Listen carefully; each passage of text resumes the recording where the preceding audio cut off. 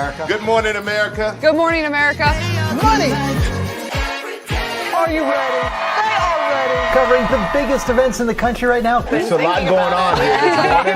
It's always a good time. That's what the show's about. That's good. Really good. Very good. Coming in hot. Jimmy coming in hot. It's far from elementary. Good morning, America. I'm not going to try to strut like Michael or anything. I have known George a long, long time. Have you ever gotten him to dance? Sure. Look at that face. You don't just see it, you feel it. I'm in. I'm in. I'm in too. I'll be there. I am here and so happy. I'm in. I'm in too. I'm in. That tells you something when Snoop Dogg's in. Michael, George, Lara, Ginger. Prepare for a journey beyond imagination, beyond belief, beyond anything you've experienced before. Universal Epic Universe, a new theme park where you'll step through extraordinary portals to 5 immersive worlds.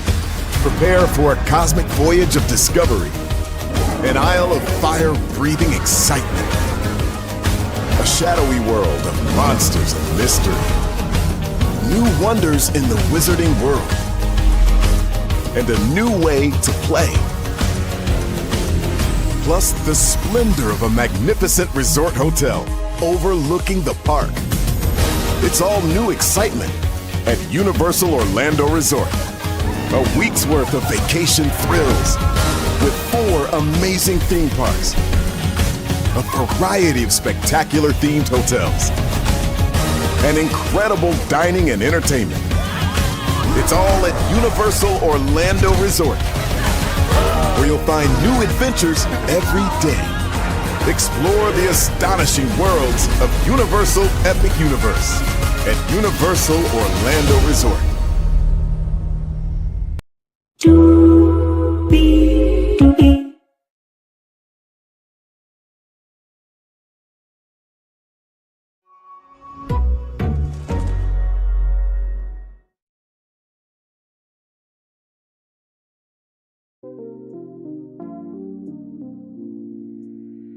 Well, hello to each and every single one of you. Hello to each and every single one of you. And hello to each and every single one of you. Hello, Liddell Stiller. Hello to the people on GG9's channel. Hello to the people on Talk with Solana's channel. Hello to everybody. Y'all, we are live on tour and on all of our channels here. Our main man Q does not have a channel yet, but as soon as he gets it, he knows he's got our full support for tour. GG, how are you, my friend, child? What the hell is this? First off, let me just say hello, everyone. It is so good to be back. It's been a while, I know, but it is definitely a blessing to be here. So glad to, be up here with you, Braylon. You already know whenever we're together, it's always a great time. Yes, and honey, this episode, I had to call within the first 3 minutes. Like, what are we doing? Yes. What are we doing? What are we doing? So, yeah, it's definitely going to be a good time, and yeah. Child. So at the end, we actually have the ratings, because they brought back the poll like they did from season 1. Yes. So we're definitely looking forward to that. Absolutely. So for those of you who don't know, me and Gigi did season 1, and we got to interview quite a good majority of the cast. We got to interview Josh. We got to interview Millie. We got to interview Aaron H. and Diamond. And it was a great season, especially after they got past the DV. I actually addressed it on the show. But let me tell you something. What this season here is making season 1. I think, Gigi, what were your words to me? What does season 1 look like after the episode? I said that they're making season 1 look like patty cake. Because, child, what the hell? This is ridiculous. Like I said, first 3 minutes, I had to call you like, Yes, she this. did. So we start out like this. Okay, so this, and what did you tell me? You said, no, listen, you got to watch it to the end. You'll be Yep. calling me back. And sure fire, Absolutely. I had to. This And is like what we're Gigi doing. said, I said to her, you're going to call me. It's almost like, you know, how Universal's Epic Universe is being talked about right now. For those of you who don't know, it's the first theme park opening in the United States in 25 years. It's one thing to talk about Epic Universe, but it's another thing to go see it in person. It was the same thing with this episode. I could have told Gigi about it, I could have told Solana, I could have told Q, but they had to watch it. And child. Yeah. So for those of you who don't know, they do weekly polls. No, go ahead. No, I was just gonna say, Sarah, you are definitely right. This season it's definitely more toxic, and a lot of these couples do not make sense. But it's good entertainment, and honestly, I don't know if any of them's gonna make it. I really don't, because with these secrets and all that, it's too much to see. There's just way too much to see. So yeah, but yeah, it's definitely more toxic. I will agree with that. No, for sure. And by the way, for those of you who don't know, I remember my point now. There were weekly polls every week. So we have those polls. We got to catch up with the week 1 poll, and then we got week 2. But with that being said, Solana, welcome in, my friend. How are you? If you can hear us there.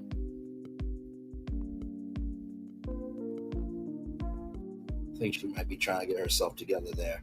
So with that being said, let me go ahead and get and she actually might be in and out because, as y'all know, Dr. Slana, Dr. Ucha is out saving lives. So of course she is. That's what might she be does in and out, best. but we appreciate her and everything that she does.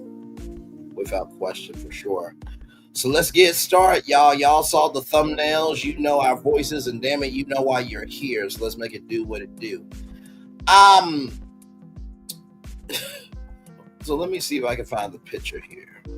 Because, ooh, Lord Jesus, the opening of this episode. Okay, so I'm going to use this picture right here. So these two right here. So it picks up right where the episode left off of episode 1. And so, as you guys know, Charlie has a full house. She has a 12-year-old, a 7-year-old, and a 3-year-old, right?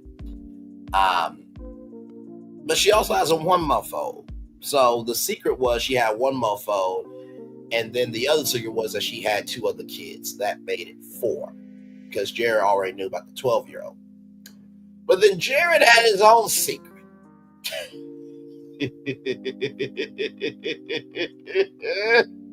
He has a 6-month-old child. What the hell? Listen, I called that last week. And if you don't believe me, go ahead and watch our live last week. I said he got a baby too. I knew there was something. Because, yeah, if we go back, I said, yeah, he hiding something too, and he probably got a baby too. My bad on that. I must have missed that because I could not have predicted that. I mean, no, it's okay. You know, we throw out these predictions. Okay, they just come out, and sometimes they stick, and other times you're just like, hey, I didn't even know. I just said it. But yeah, I said it last week. I said, no, he got a baby too. It ain't. Yeah, it was just. It was just. And congrats for calling that.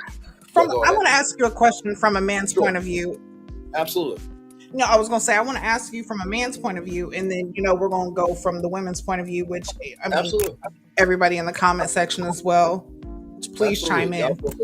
So with this, okay, we're going to come from Charlie's point of view. So say you're Jared, okay? You have, you know that you have the 6-month-old. Yeah. Now, first off, let's get this. Let's put everything in perspective. They've been virtually dating for 4.5 years. Right. Okay. That's like Aaron H and Diamond. I And think they dated for she, how long? in Like 4.5 4 years, years? yeah, something like that. Yeah. And he had a baby on her too, which, yeah. But with this, okay, so not only is it that, hey, I have this 1-month-old, but I haven't been entirely true when it comes to the rest of the I have, and I have 4. Now, the thing about having the 4 is 2 of those have been conceived and born within the time frame of us being together. Her saying that is like, so if Charlie was to say this to you as Jared, okay? Yes. Even though you do have this 6-month-old, do you truly feel like that is something that can be repaired and looked past? Or are you, because to me, I just feel like secrets like that are it's going to create tension later, because not 4.5 years and you not knowing about not only 2 children or 1 child, but there's 2 others you don't know about. Right. Is this something that you think could truly damage the relationship? Like how I just from a man's point of view. Sure. I definitely think it could damage it. I just want to know. I'm sorry. Well, no, you're fine, gorgeous, as always. No, what I'm trying to think. I don't think Aaron H had a child, but I do think Aaron H stepped out. I think, but either way, that also happens in this episode too. But regardless of the circumstances of season 1, I do think that this can bring a couple down, because here's the thing. It's one thing to say, hey, listen, I work at Universal Studios Hollywood. If you work as a tour guide, that's not a bad gig, right? So that doesn't hurt a relationship, because you're like, oh, you work at Universal Studios Hollywood. It's like, oh, well, you're an actor or this, that, third. You can manage that. But this is talking about actual lives, right? And so to me, yeah, it can definitely break it, because if you can't be responsible with me about the life you have, then how can we join our lives together? That's how I truly felt about it. I'm like, right. And then on top of that, Charlie gets offended that Jill had a cat. I'm like, sweetie, honey, Peaches, you had a child 1 month ago, and you dropped that you got 4 kids. Right. He did hide the fact that he had 2 kids. So he just added 1 extra. Now, I'm not saying that neither of y'all are the moral barometers, but I would be on Jared's side before Charlie's. Go ahead.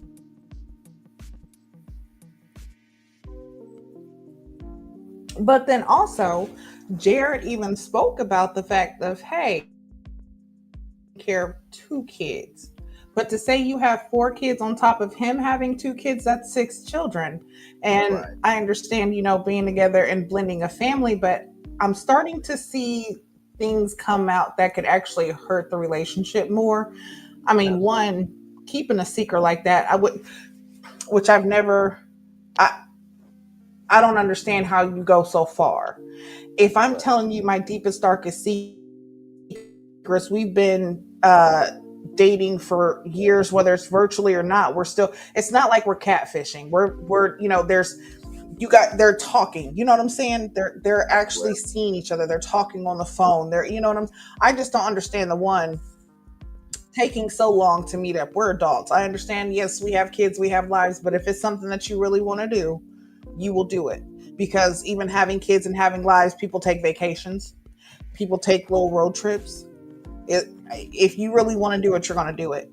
But Jared's expressing the fact that he feels like it's almost like shooting yourself in the foot. Like that's a financial thing that he's worried about. How does she, did she take that into consideration? You guys have been talking 4.5 years. At some point, that should come out. Okay, I understand you might not want to say it the first 2 months, but 4.5 years, and you don't say, hey, I have X amount of kids. It's going to be found out sooner or later. but you don't tell them off top, and then Right. I just feel like these are reasons for relationships not to last. Like, you're already going in with deceit. How is it going to be in the future for you to be able to communicate or even trust each other? Right. Without question. Yeah, yeah. But we can move on from that because there's a lot more secrets. Yes. Seems like this No, whole for damn sure. cast is deceitful. That part. I was going to ask you, from a woman's point of view, how did you feel about Charlie's reaction? Did you feel that she had the right to react, even though the space was not available, at least from my point of view? And chat, feel free to chime in. I didn't feel like she had the space to be able to jump on Jen.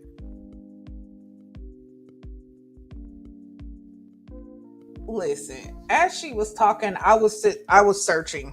I was searching for the audacity. Because how do you have the audacity to actually perk your face when this man said that he has a 6-month-old child? Like, girl, not only do you have a 1-month-old, but you have 2 other children that he doesn't know about. And it's not like these are just all brand new babies. Like, hey, they've been around for a couple years. They've been on this earth. Like, you, in the amount of time that you was talking to him, you're telling me, like I said, you had 2 kids in between the time of you guys being in a relationship. He's had 1. And you've had 1. Basically, you and the baby mama that he has, y'all was pregnant close around the same time. Like, right after his baby mama had the baby, you was about to drop too. Like, but they said that that's something that they've worked out. They have, talked about it, and he told her there's not really too much that, she could say that's going to make him go away, which is good. I'm glad they have the understanding, but I just feel like it's something that's going to come up in the future. Oh, for sure. Especially, like I said, with him expressing the whole financial burden of it, or, like feeling financial pressure coming from having that many children. Yes. I feel like that's something that's gonna come back up. But yeah, her lying, it's like, as a mother, why would you lie about your children? Like, hey, Taronda, we my kids are my world. I don't care how many people know how many kids I have. Without question. And I think that goes to show really the mental fortitude that was showcased in this show, is that for you to have never met this person and you not to feel that comfortable goes to show your mental fortitude is not really well with yourself, let alone you join somebody else with their mental fortitude. And by the way, Taronda, sweetie, honey peaches, we're going to need more than you sitting at a laptop at the end of the season checking in on these couples, because this is just episode 2. So if you could just have a reunion, please, because we don't know what the rest of the season is going to look like. But if this is a strong indication, if the reunion is just you sitting at a laptop, we ain't going to be happy.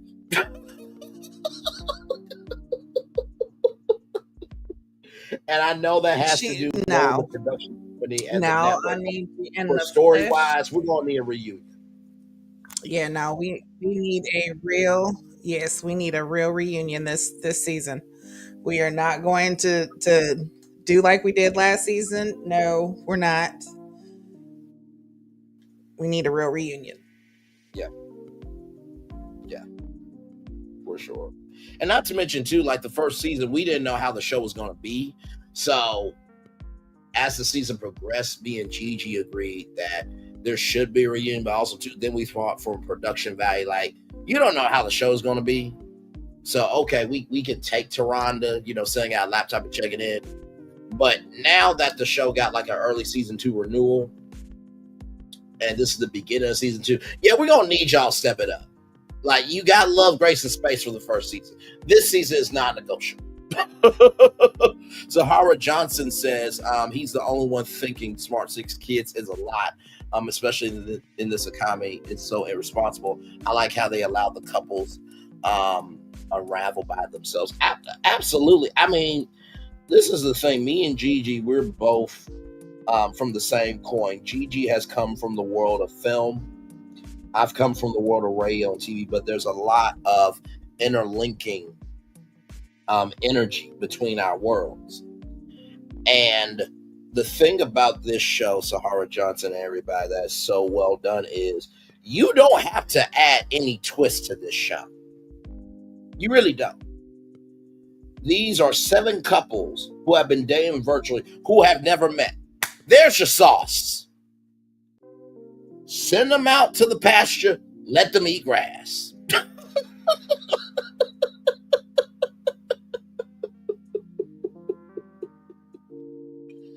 Yeah. Oh my Lord Jesus. Yep. I mean, am I right on that? I mean, they don't have to really do anything to this show except find the right people. Oh, and they found the right ones this time because they. Okay. Let's go ahead and move on because listen, they opened up a can of worms. Okay. Yes, they. So yeah, so it started with them, and then it moves on to where the couples are basically inside talking, and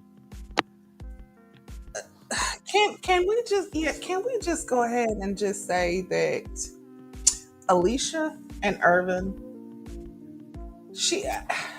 I don't see them lasting. And it's not even just this episode, it's just how she is, period. Like how she was with Ty, how she was. This is reminding me. But anyway, they're talking. Yes.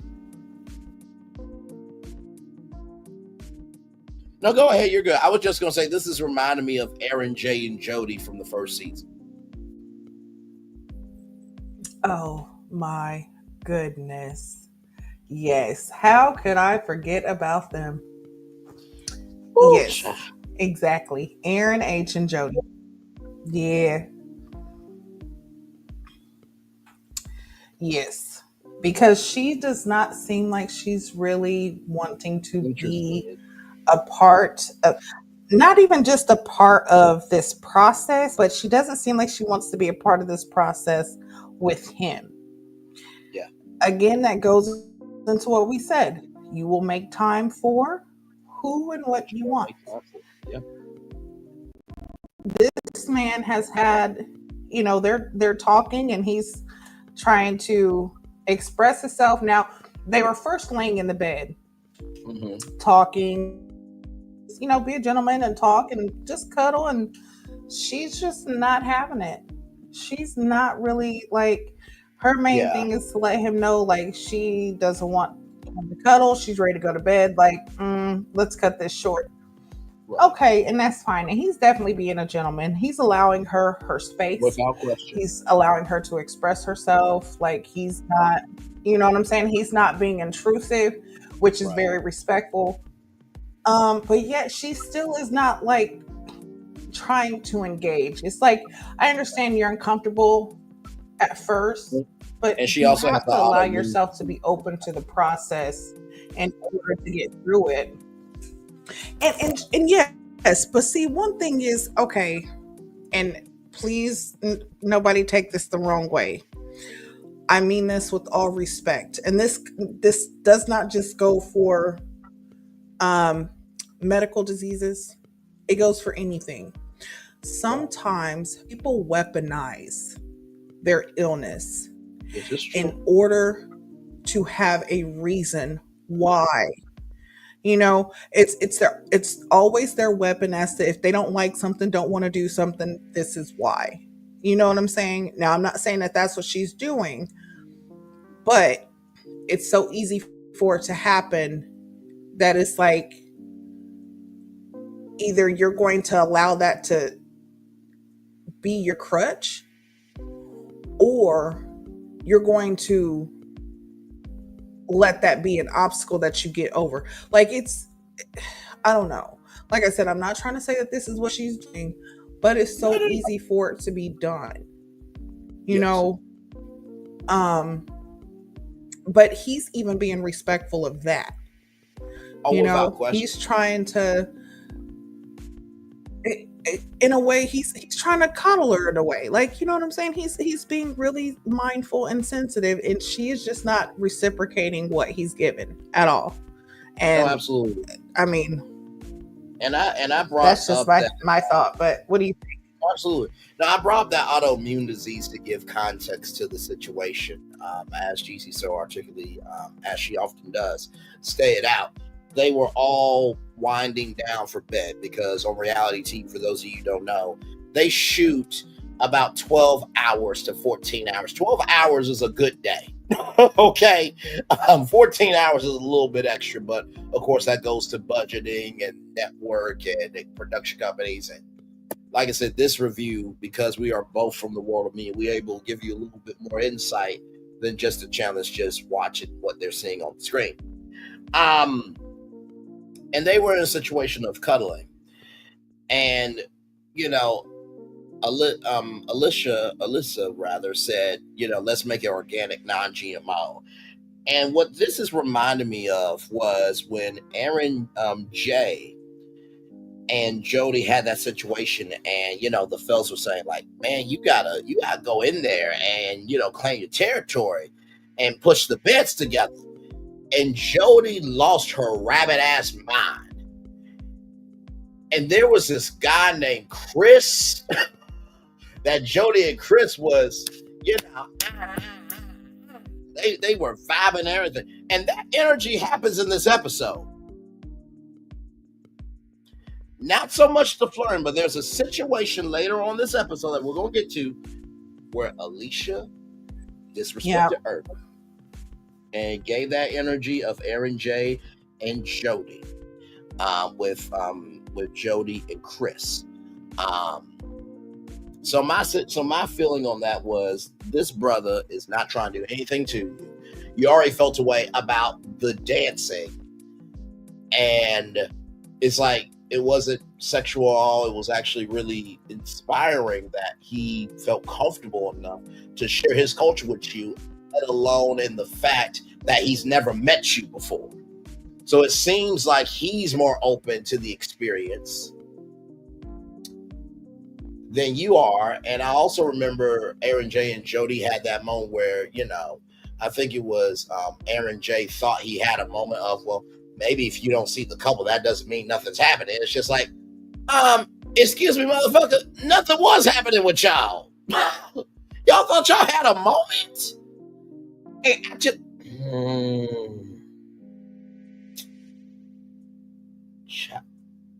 Okay. Right. Just like when she said, when they did that photo shoot and they kissed, and she's like, I felt nothing. Nothing. We know you felt nothing. And you are so right. Like, you hit the nail on the head. This definitely reminds me of Jody and Aaron J. This is, yes. And the situation that happens later on, definitely how you just put that in perspective was great. So I just want to applaud you for that, because that's exactly what that was. Yeah, it gave the vibes very heavy. So with that being said, thank you, Brent, for that. Brittany said to Ty, I think, don't use all your lotion tonight. And it's just like, are these couples more bold this season? I mean, Taronda, and I'm going to say this now because we're going to talk about it again. But Taronda busted out a couple with their business. Now, I know Taronda, you know, this was her first hosting gig. So, of course, she was, you know, playing it safe, but she also she was a great host the first season because she did what needed to be done, but she also stepped back and allowed, you know, the couples to have their experience. But this season seems a little bit more bolder with their movement. Or am I off about that, Gigi? Because for 2 episodes, I've never felt this much no, you are absolutely correct. Listen, you know, Braylon, when I called you, I said, "Well, we on episode 3." You said, "No, this only 2." I said, "Wait a minute. Wait a minute. So you telling me they gave all that juice in one? I only thought we done went to 3 as so much done happened just in first episode." Um, it was This is it was episode 2, and this is where we're at, and we still have more to go. yeah, we're not And done. there's so much, like I said, I'm gonna keep saying it. There is so much deceit in this season that I don't know how any of them are going to leave with their person. Right now, honestly, my money's on Ty Yep, and Brittany, because I feel like they actually, they mesh. They're kind of like, actually, I ain't even gonna say they're older, because all of them are around, between the ages of 45 and 30 something. right. Except for Clavassier. But I feel, I'm really wanting to see who's gonna leave together, because there is 2. You know what? This is like the barbecue when it's like the juice, the sauce is just so saucy, it just drips down your arm, and you try to catch it, but you can't. Now it's at your elbow, and you just like, I don't know whether to keep biting or lick my elbow. I don't know. I just want to, I need all the sauce. This is saucy. This is saucy right now. We're saucy. Listen, I am ready for more. They knew what they was doing this season. Now, sorry, you said it is toxic. It is definitely toxic. Yes. But this is what's good for television. Yes, it is. But again, this is also showing the deceit, and this hurts, because it makes Black relationships just seem so, so bad. Like all you do is lie, cheat, and stuff like that. Like Black love isn't real. It is. These are just some cases where it might not be. Okay. This is like situational awareness. Like don't do what the says. In the words of Angela Bassett from the Jackson's Dream, the Jackson's The American Dream. You a lie and you a cheat. I want you. I don't want you. I don't want you no more.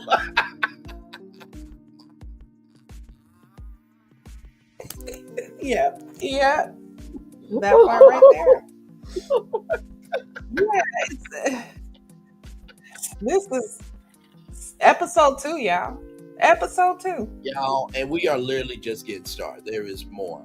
So let's get back to Charlie and Jared, because Charlie, you were wrong as all hell for this damn joke that you did. Okay.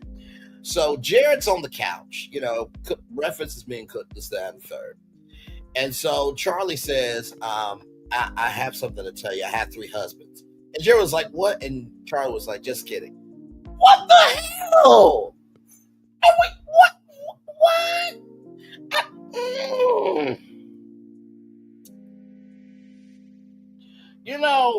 That would be like if Jared said, you know what? I fucked Toronto Jones last night. Even though you can't really do that because that is conflict of interest. You know what I mean? Listen, at this point, I don't. Yeah. At this point, no jokes can be made for at least 6 months. Like, especially when it comes to shit. Like, like, no, we're not playing about that. Like, I know you might be joking, but no, I think you might be serious. Some shit you find out 6 months later, like, oh yeah, I was married twice. So you was kind of playing, but you was kind of joking because you said, yeah, okay. No, I'm sorry, Charlie. Don't be making no jokes like that right now. And by the way, y'all, for those of you who don't know, when we're on Dr. Ucha's channel, it is the 4 of us, and we work very well together. But over here, we are a little bit more blunt.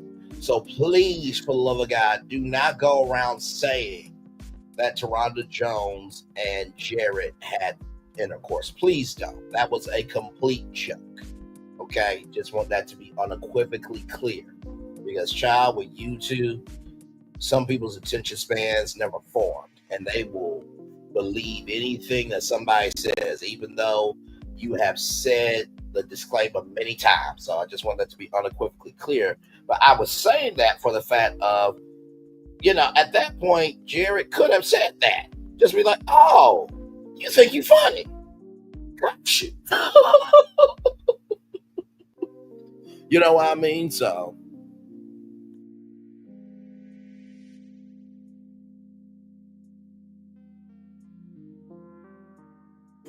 Yeah, definitely. But yeah, like some jokes, let's save them. Just save them. Okay, we are not there with jokes, girl. You just popped out that you have a 1-month-old and 2 other kids that have not been mentioned in 4.5 years, even though one of them's 3. So, lady, chill. Yeah, I was just to use the word that Gigi used during our call, flabbergasted when she made that joke. I'm just like, I know you didn't wake up in your right mind and want to joke with me after the night we had, after the morning after, from Frankie Beverly and Mace, after the night before when all the fun was over. You wanted to joke with my ass? Okay, all right. Yeah. And then she wanted to try to lighten up the mood and talk about how she could see his print right there. It's just staring at her face. I'm trying sorry. to get to her. Listen, That's why she got 4 kids. That part. Obviously, she was blessed from the Lord. But just because you blessed from the Lord doesn't mean that you can't be. Doesn't mean that you're not responsible for what the Lord has blessed you with. And not to mention, too, I don't know if anybody that was going to be turned on, man or woman, gay, lesbian, heterosexual, whatever the hell you want to be. There ain't no way in hell after you joke with that you said, oh my God, it's staring at me. You think I'm going to want to screw you after what you did? Okay.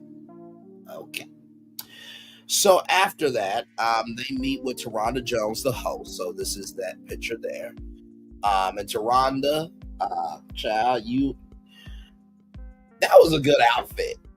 That was like a picnic outfit, but like you could move in the outfit. You know what I mean? And like I said, me and Gigi both agreed after the season was over that Taronda Jones has to come back. Because she was just that good. If you guys missed the first season, she handled Chris in such a way that it had to be a woman to handle him. You know what I mean? So she really did her thing. So we're both glad that she's back. But yes, so the couples meet with Taronda Jones.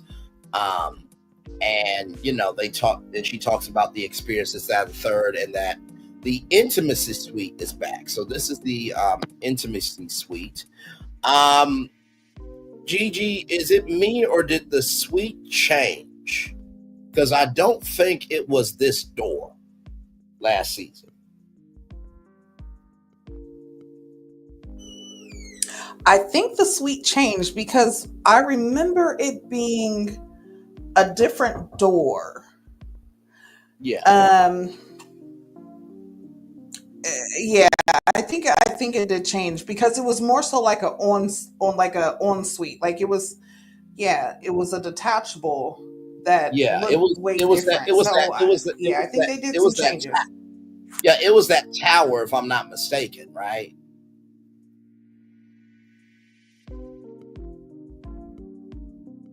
It was like a little side tower. Was it a tower? I just remember. I know that it had like a kind of thing. Yeah, yep, you're right. Yeah, but like the door was different and it had the windows that you could see in, and the living room. I remember because Shay and Josh, they stayed in that ensuite. But yeah, this one's definitely different. Yeah. No, for sure. So and like I said, Yeah, I y'all, as we think go, actually the whole location's different. yes, oh, absolutely. So as y'all get to know me, Gigi, Solana, and Q, me and Gigi reviewed the first season, so this is new for Q and Solana. So we will be referencing back from time to time, season 1. But with that being said, the intimacy suite gets brought up, and Taronda says it's open, so that way you won't have to be using the showers. And I'm just like, Taronda, really?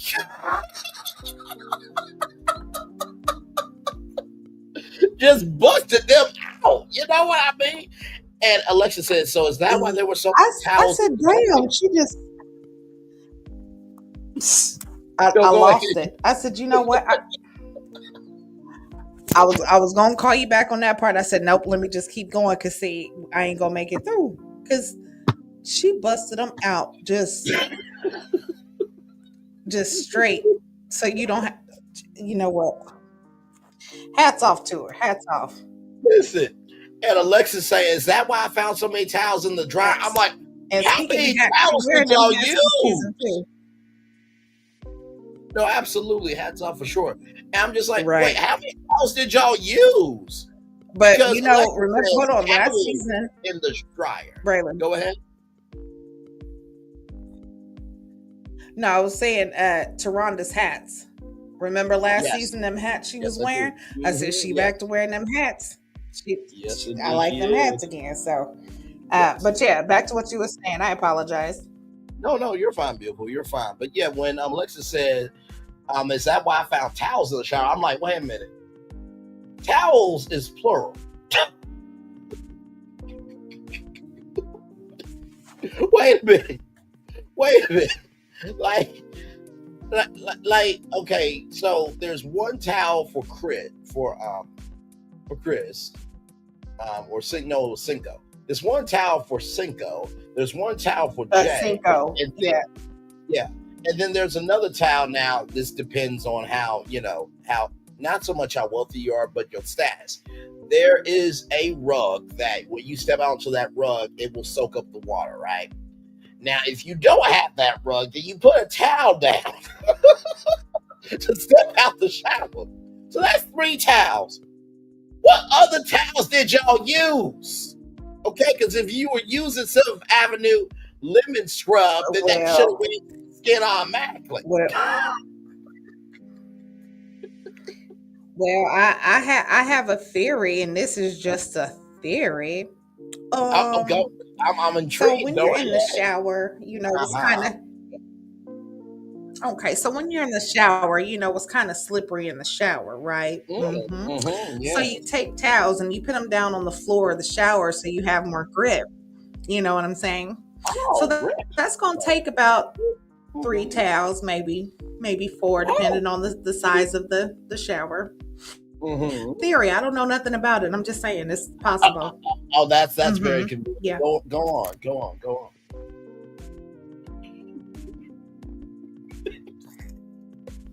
Yeah. No. Yeah.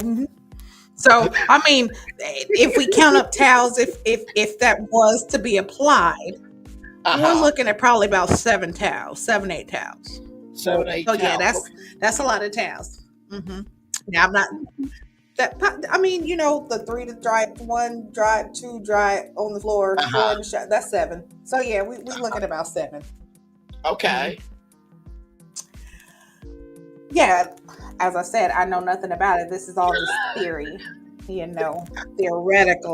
This is, I don't know anything about it. I'm just saying safety first. Sure. Right. Now, the one element, Gigi, that I was thinking about, was there a seat in the shower? Because we didn't see the inside of the shower.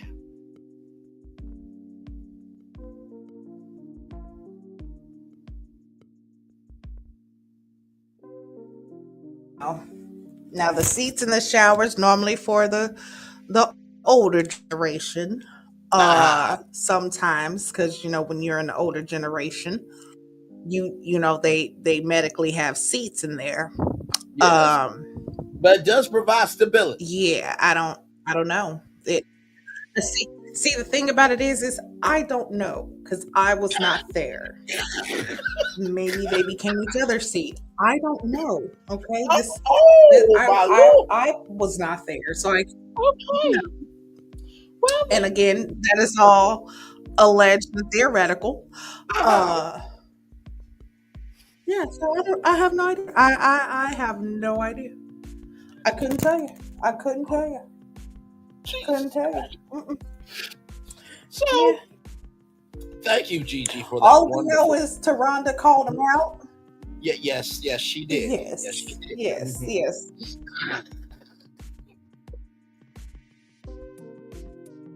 So with all that being said, this is something new as well. Each couple will be responsible for cooking for the house each week. Now, they do this in 3 weeks. So that's 21 days, if I'm not mistaken. So 7 couples, but how are all 7 couples going to cook? Because that would be like one couple per week. So one couple does all cooking for 1 week.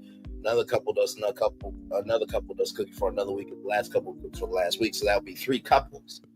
So what did you think about that? Because season 1, there were couples, cooking for the house, but it wasn't a part of the experience. Well, that was free will. Okay, so what it is you got 7 couples, 7 days. So each couple cooks a day. They're not going to show each day that you cook out of the 3 weeks. They're going to pick time, and that's just how production works. That's a part of the edit. So each day, a different couple's going to cook. The day that we see them cook might not have been that day. It could have been, last week when they cooked or something that happened. However, they decide to edit it or cut it down. But yeah, they have to have that as footage. So yeah, that's how they're all going to be cooking. And they did that last season too, didn't they? Yeah, they No, go ahead. Just saying, last season, I mean, yeah, everybody was cooking, the couples were cooking. I don't know if they decided to do that themselves, but I don't recall Taronda like throwing that out like, hey, this is what each couple's gonna do. Right. But yeah, I know that the couples did switch off cooking. Yeah. And that was organically, like you said, it wasn't so blatant as a part of the experience this time around. So, here's the thing. I like the fact that with this season there are new things, but it's not changing the recipe. You know what I mean? So yeah. So with that being said, Taronda sends everybody into the house and they're getting ready for their first activity. Everybody has to be in a swimsuit. Or swimming trunks, because they're gonna be doing some body painting. Now, y'all couldn't get no edible body paint, though? I'm just... Not like I know that exists or anything. I'm just, saying, this is the first activity. And, this should be a overall... Well, with some of the attitudes... If that was the case, Braylon, if they had it...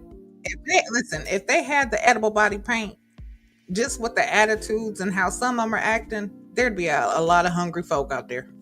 Half of them be hungry. Good day. Half of them they be hungry because they acting like they don't just. Okay, moving on. Yeah, body painting. Let's go. Oh gosh. I'll put this picture on because this couple right here was quite interesting. So how it worked was. Joy De Michelle, an intimacy coach, came on the scene. And I do like the fact that with this show, they do have coaches to complement Taronda. Not take away from Taronda, because Taronda is she's the conduit for the experience. And these experts add to the experience. So I like the fact that everybody has a role and there is power in every role. You don't typically see that with reality TV shows. But with this one, it really is very intentional. So I do appreciate that. Keke has a fear of intimacy. I thought that was very vulnerable of her to say that. And we don't know the level of intimacy that she is having a fear of, because there is, and I learned this from somebody that I used to talk to, there's a thing as conversation can be intimacy. There can be creative intimacy. You know, you go into an art museum or a movie. So we don't know what level of intimacy that Keke has a fear of, but I thought that was very sweet. You can choose to use the blindfolds or not. Now, as they were making it do what it do. Now, listen, if you know what's from Ready to Love, shout out to the camera team. Okay? Camera team was camera team. Because, child, it's like, how? What? I mean, it was jiggling. But you know, just.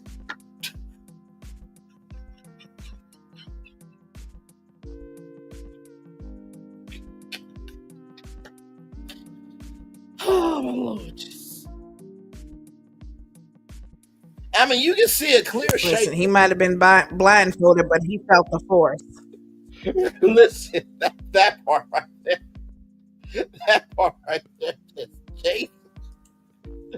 You know, let me ask you this, GD, and this is from a woman's point of view, because Taronda Jones is the host of the show. Do you think Taronda Jones had a moment like, good damn? Okay, then. Yeah. Listen. Okay. Because I don't know if women do that to each other. They see a woman that's got like that. They're like, yeah. Well, listen. This is what I'm about to say. You don't have to be a lesbian or bisexual or anything like that to compliment another woman, or to actually like be honest and be like, damn, she okay. You know what I'm saying? Like, there's nothing wrong with it, and it doesn't mean that you're any type of way to compliment another woman. If you see it, you see it. Braylon, how many times have I said, listen, I will call some stuff out now. I'm a different person, but still. Right. Like, no. And you know, when I snapped the picture, I said, listen, this is for you. Don't ever say I didn't do nothing for you. Here you go. Here you go. Because I see it. I know what I see. Woo. And you as my brother, I know. Listen. Here, what do you see? Oh, Jesus. Jesus be offense. I mean, yeah, women compliment other women. But, you know, there's a lot of hate going on to where, a woman would never admit that another, I'm not going to say a woman wouldn't, but a lot of women will not admit that they actually, like something on another woman or a compliment them. Like, it's crazy, but yeah, she thick, okay? Child. Shawty thick. As she said in the first episode, is the booty.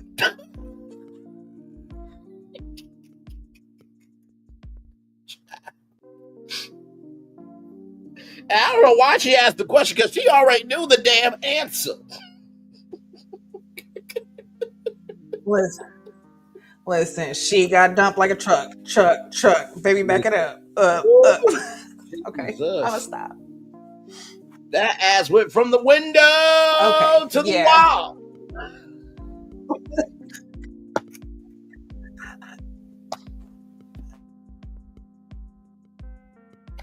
And this is where Solana would say, oh, come on, guys.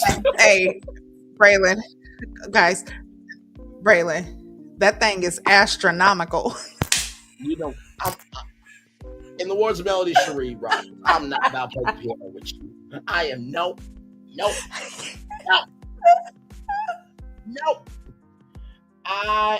Listen, that sun is rising and setting, okay? Listen, I'm sure that Jared does not mind getting on his favorite rocket ship and zooming through Charlie's skies, and he has a big Einstein blasting through that galaxy. You know what? We're just gonna roll on.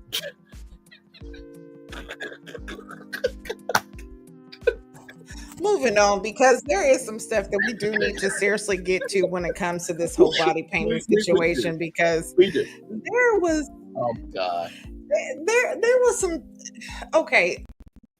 Now a lot of them was doing good. It was very of course Irvin and Alicia, she's just different.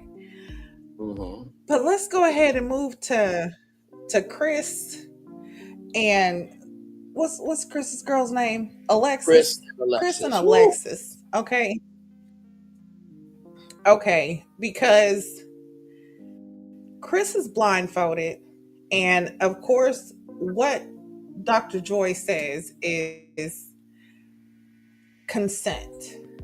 Let's learn consent. Ask before you do things, just to make sure the person's comfortable, and consent is key. And honestly, consent is very intimate. And something that you said that is very true. There are different levels of intimacy. People think that intimacy starts when you're having sex. No, it starts before that. It's a touch, it's a sound, it's a smell, it's a thought. Like there's so many different levels to it. But we find, or what we saw is, when it comes to the consent part, she was not trying to get consent. And that's something that Chris felt like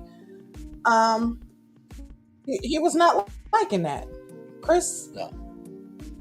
It was a little cringe. I ain't gonna lie. It was a little. I mean, look, but what do you think about it? So here's the thing, right? I like my women grown, thick, and handling themselves in the realness of how they move, right? But also like a woman who respects the energy I'm giving her, right? So I definitely saw it from Chris' point of view, because let me tell you something. This picture right here, what y'all not seeing is where Alexis' hands were. Okay? She was... Ooh, I thought I sent you some pictures of where her hands were. If you look, we see where her hands were. Let me see. Hands. Oh, this picture right here. Now, she did this on his chest down below and went up. Okay? And you see this part right here? See that part right there? And you saw how the back of his shorts were, clean. Wait till we get to what the expert was asking about everybody. Because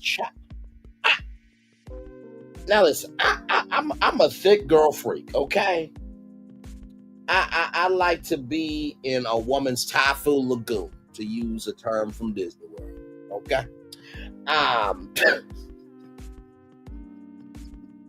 I swear to God, when I make them be like, Bray, we gonna put you on Disney Plus for a 5-episode order, because you use too many of our references in ways that are not of the Disney brand. But it really did go to show, like, okay, there is a line here, right? Like, I get if you got a man that's handsome, or if you got a woman that's beautiful, then I get pounce on it.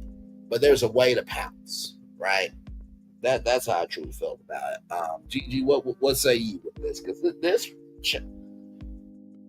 was just episode 2, especially during a time. Right, just as episode 2, but this is during an intimacy check. Like, basically, listen, she gave you the rules ahead of time. You show that you just have no self-control. Not even that you don't have self-control, but you want all control. This man, like, okay, I understand y'all have been talking virtually online, but ask if this man wants you to grope him in front of all these people right now. He might not be into that. Now, if that was Diamond and Aaron H, now they might have been into it. But no, like this, you could see the uncomfortability that he had, and he was holding it in. But I mean, men get assaulted as well by women, and Yes, and they that did. was borderline assault. Like Yeah, he it was. did not consent to it. You did not ask. And you let it be known, like, hey, he's all mine, because she put the handprints on the back of his pants and a big handprint on the front, Mm-hmm. right there at the crotch. So, and he talks about it later about how that makes him feel, because he lived with Yeah. control being a trauma to him. It's a childhood trauma for him, and this is something that she knows about, but yet you still did it, and you did it in a place that made him, like, you forced him into vulnerability. Like, you forced him to, like, take it. I don't know. It was just weird. I didn't like it at all. And it shows her true nature to me. Like, if No, she's doing that now, like, there's more. There's definitely absolutely. more. Just like she talked about how her ex had looked at another booty, and she put her fist right there by his jaw, and when he turned around, he basically hit his face on her hand.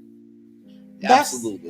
That was That's not was something to sit there and, and and, go, and first you know what and I'm first of saying? all, Like, I just, no, absolutely. If he was chasing another boo, that should have been your signal to get the fuck out the relationship. Period. End discussion. If you felt that way.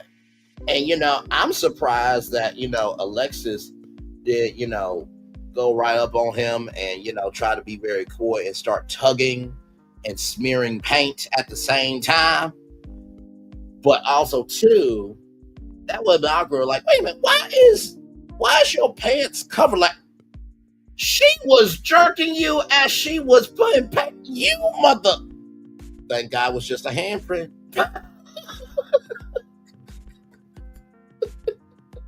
And y'all, I know what you're thinking. Bray, did you look really at this have to picture, say that? though? No, say that again. Listen, look at this picture and look at where I said, look at this picture and look at where her right hand is. She's got enough of her hand up there to where she's touching something. She has.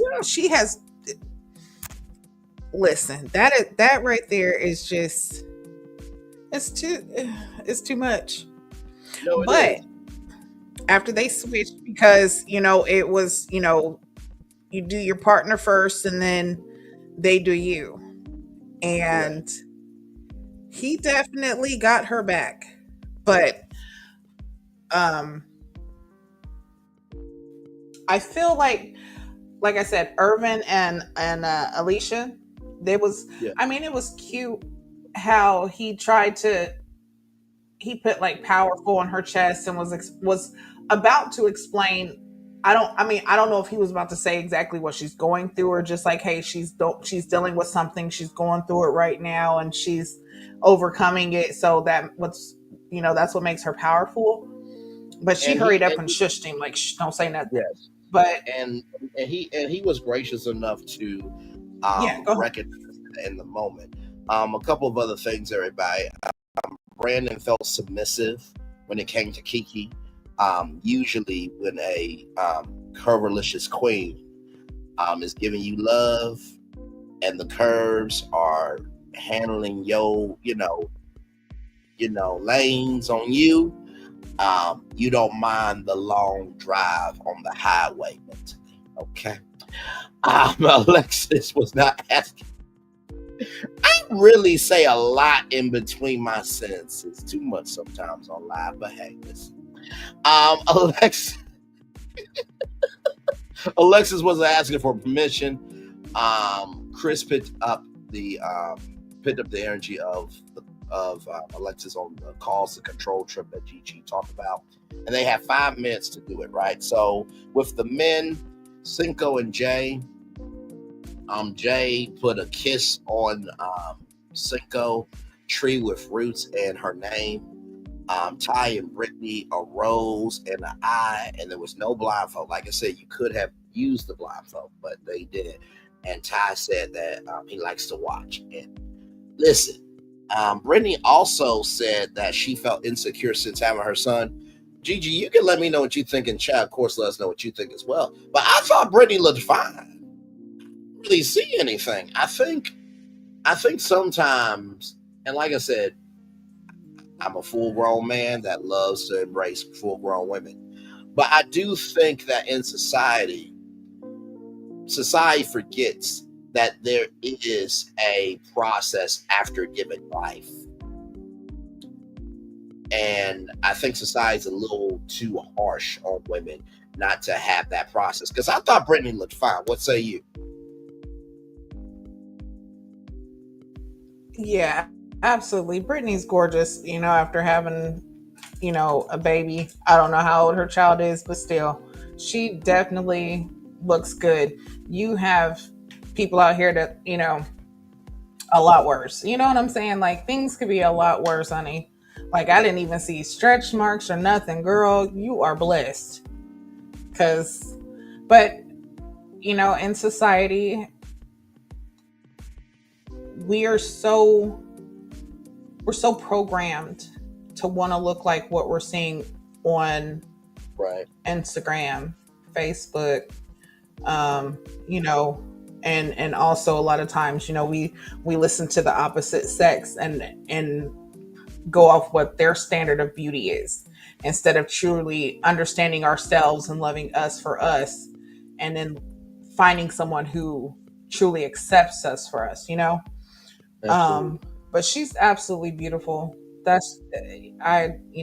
really hope that she knows that, and Ty seems like the type that lets her know that she is beautiful. That's why I said I'm rooting for them too.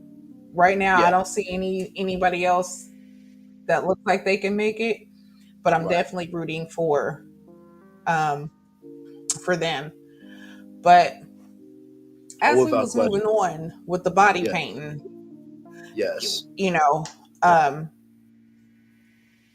with Chris, I want to go back to Chris and Alexis real quick, because he had to put the stop. Even though it's not a stop sign, it's still a stop. He recognized it later on. I thought that was hilarious.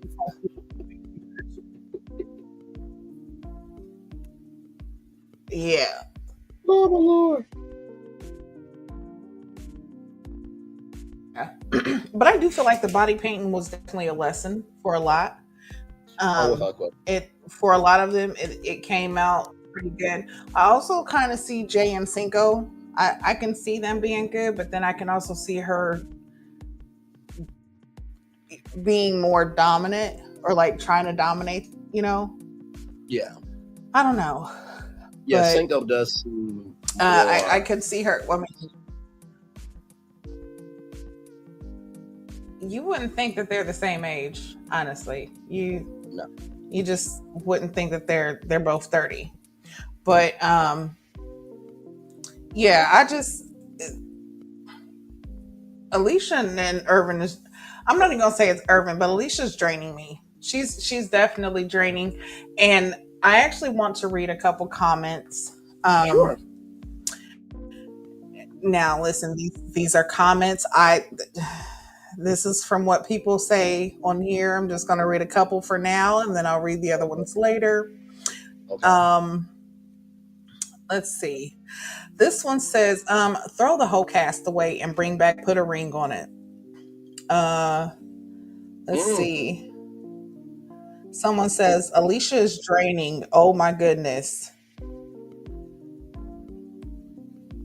Your mama says, Alexis and Alicia, two nutty hoes, and they keep up, will be single for years. Two hoes that have to control everything but they self. Ooh, my Lord.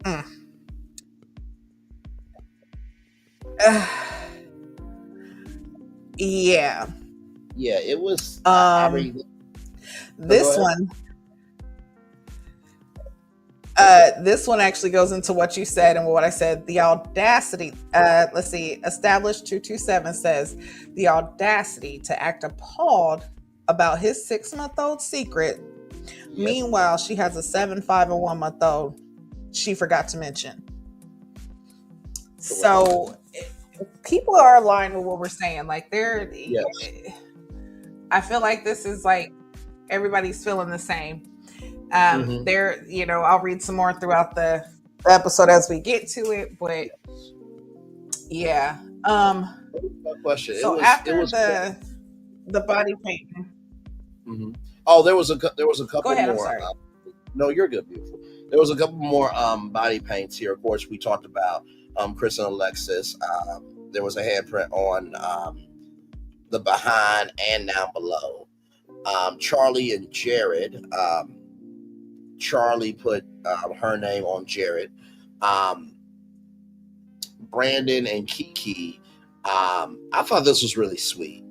Keke put flowers on Brandon, and she said she had the best canvas. I'm like, you know what? Keke is a good one. She really seems like, you know, it's one of those things where if you and me, Gigi, were on the production team, it's like you and me would want to protect Keke because she really seems to have that good of an energy. You know what I mean? So I'm pulling for Keke. Yeah. Brandon, Keke definitely. I'm pulling for Keke, but no, we see what we see in the episodes coming up kind of show. And like I said, I did say this last week. I feel like he's going to use her drinking as the reason why things don't work out. Which, if y'all have been together with 4 years, yeah, you know, y'all been together 4 years, and you're telling me this isn't something that you know, or you didn't say this was your deal breaker within the time. Like I feel like this is going to be that reason why he feels like it's not going to work. 15 minutes of fame, and this is what you do. And absolutely, I feel like protecting Keke is definitely a main thing. Although she's got her secrets and some stuff going on herself. At least her energy. At least her energy is good enough where you want to root for her. Right. And by the way, this was very interesting. Even though Alicia is giving Jody energy, she put a sun and Black King on Irvin.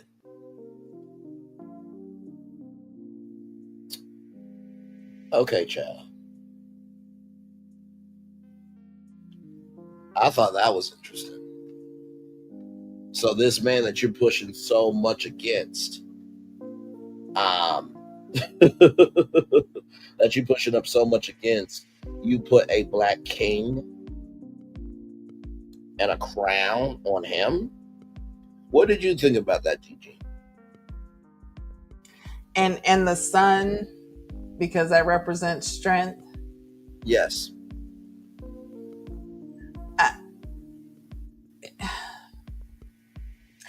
I'm so confused and annoyed by her that I cannot get a grasp on exactly how I can't describe her yet, but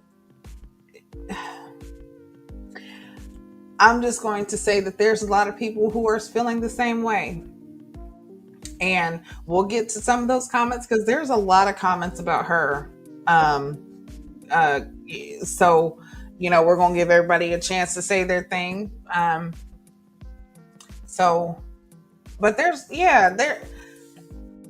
You write these very endearing things on him, but yet your actions show otherwise. Yep. You feel like you can talk your way into making him see different. Like, I don't know. Like, I don't like it. I don't like it. Pineapples, y'all. Cranberry sauce. Fruit salad. I don't know. Somebody call him. Tell him no. No raisins in the potato salad, please. No, I don't know. No raisins at all. So then we have the women, right? So of course the men were first, the women were next. Alicia does not like her back being touched because of the immune disease. I get that body image is very difficult. But me and Gigi have both said this, and I think Gigi from the site that we both know about. If you know, you know. In our culture, there's a website that we can see stuff for free. If you know, you know. That those commenters are feeling the same way you said, right? About Alicia, that this is going a little bit deeper. Because the dance, you did like the intimacy. Him being in the bed with you, you didn't like. The intimacy, the dance too, of course, but this intimacy of the body paint, and then you do something later on that is giving Jody and Chris energy. Like you said, I don't know how to feel. but I know what I have felt is not right.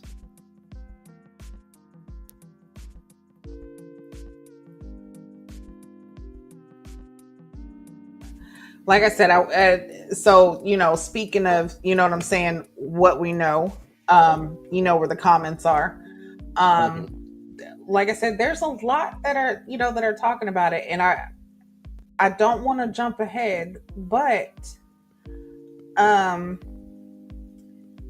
there's a lot of concerns about her. Like, so this is one comment. It says, very confused. This is from Yas Girl. Very confused on why we needed to know that she has a health condition. Girl, if you had to say all of that to get him out of the bed, Lord, just go home. Like, that's kind of like how I feel. Like, I'm not trying to say like, hey, if you're sick, you shouldn't be able to look for love or be on no, but if you're going to use that as your reason why you can't connect with the person who you came to connect with, then no, you should not have come on the show. There are people who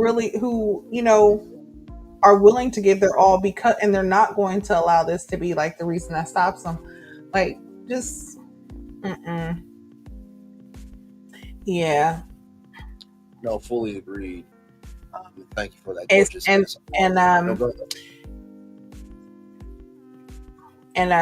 You bum big mouths said, not sickly, but I do find her annoying because why is she there if she is showing she don't want to be there?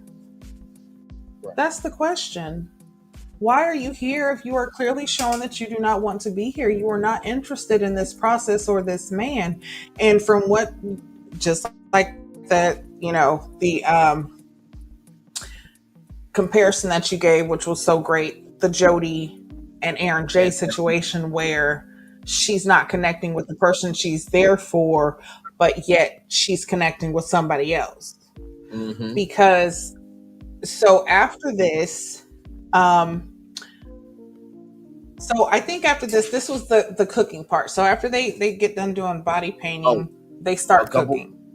A couple more before the cooking, just a couple more of the body. Oh, okay. Go ahead because that's a very significant part. She will make it. She's on her own. Okay. Let's see, Cinco and Jay. So go ahead, because she's. I tell you, she's done a lot. No, I feel you. Cinco and Jay. Cinco put a C on Jay, to represent her child. I thought that was very sweet. Chris and Alexis. Chris put a stop sign on the back of her, but then Alexis had a comment or comeback saying, "Good thing I can't see behind me." Now, of course, that meant I can't see behind me with the stop sign. But also, too, I felt like maybe that's a good thing that I can't see Chris behind me. So it was a double meaning to me. Let's see, Convinci, Clay and Tatiana Grove. And Ty Brittany, he put a world on Brittany. And very deep metaphor for Ty and Brittany there. Charlie and Jared put zebra stripes because, she is black and white. I thought that was very sweet. You know what I mean? So thought that was really good. Alicia and Irvin. Once again, Irvin, you doing the most for somebody who doesn't deserve it, because you put powerful, as Gigi so articulately stated. Irvin put powerful and angel wings because when she first came on the date, it looked like she was an angel. And Irvin recognized that it wasn't time, and I don't think he was trying to say her story to disrespect her story at all. But he wanted to be proud of her. And it's just like, okay, if this was somebody else, would you have the same energy? And then Keke and Brandon, Keke felt like a big kid. So those were all the women being painted on. Gigi, what did you think of those interactions with the women being pregnant before we get to the cooking. Because believe me, that cooking, woo, and that group dinner, a lot went down.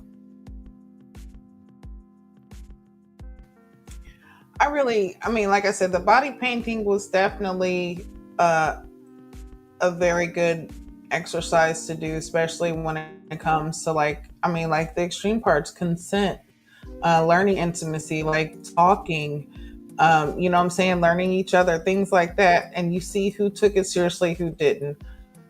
I love Keke. Like her energy's great. Like, I am rooting for her.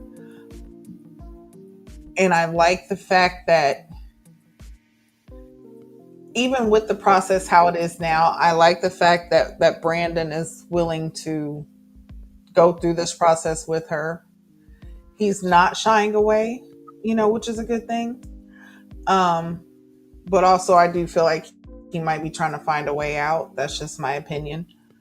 If not, I feel like that's something that he and Keke can talk about when it comes to the whole alcohol drinking. Like, I don't know. Don't start tripping on her if she she has 2 glasses of wine. Oh, now you want to start tripping, like, every other night, or, hey, maybe she does it on the weekends, or, you know what I'm saying? Or a glass of wine a night. Like, that doesn't make a person an alcoholic. Sometimes, it's just like a person who smokes. It'll relax you. You know what I'm saying? Especially if you're working hard and you've gone through some shit in a day. Who doesn't want to be able to relax and have a nice little drink? You know what I'm saying? That's what grown people do. Like, you know what I'm saying? Now, if you're getting plastered and you're pissing on yourself and you can't get up now, all right, now we're going to have to talk to that AA sponsor. Right. Yeah. You know what I'm saying? Things are a little bit different. But I don't know. I really hope for the best for them. Of course, when it comes to Chris and Alexis, there's issues that are showing themselves, and red flags are waving. And for those who know, Chris was on Ready to Love. Yes. We do the panel for Ready to Love as well. So we covered when Chris was on Ready to Love. Now, for those, this was my theory, is dating. Yeah. And in the beginning of, the first episode, Alexis states that they had stopped talking because he chose to date somebody local, which in my opinion, I feel like that was Alex or Maya, because that was around the time that he was doing the filming for Ready to Love. Could have been somebody else, whatever, but somehow they came back.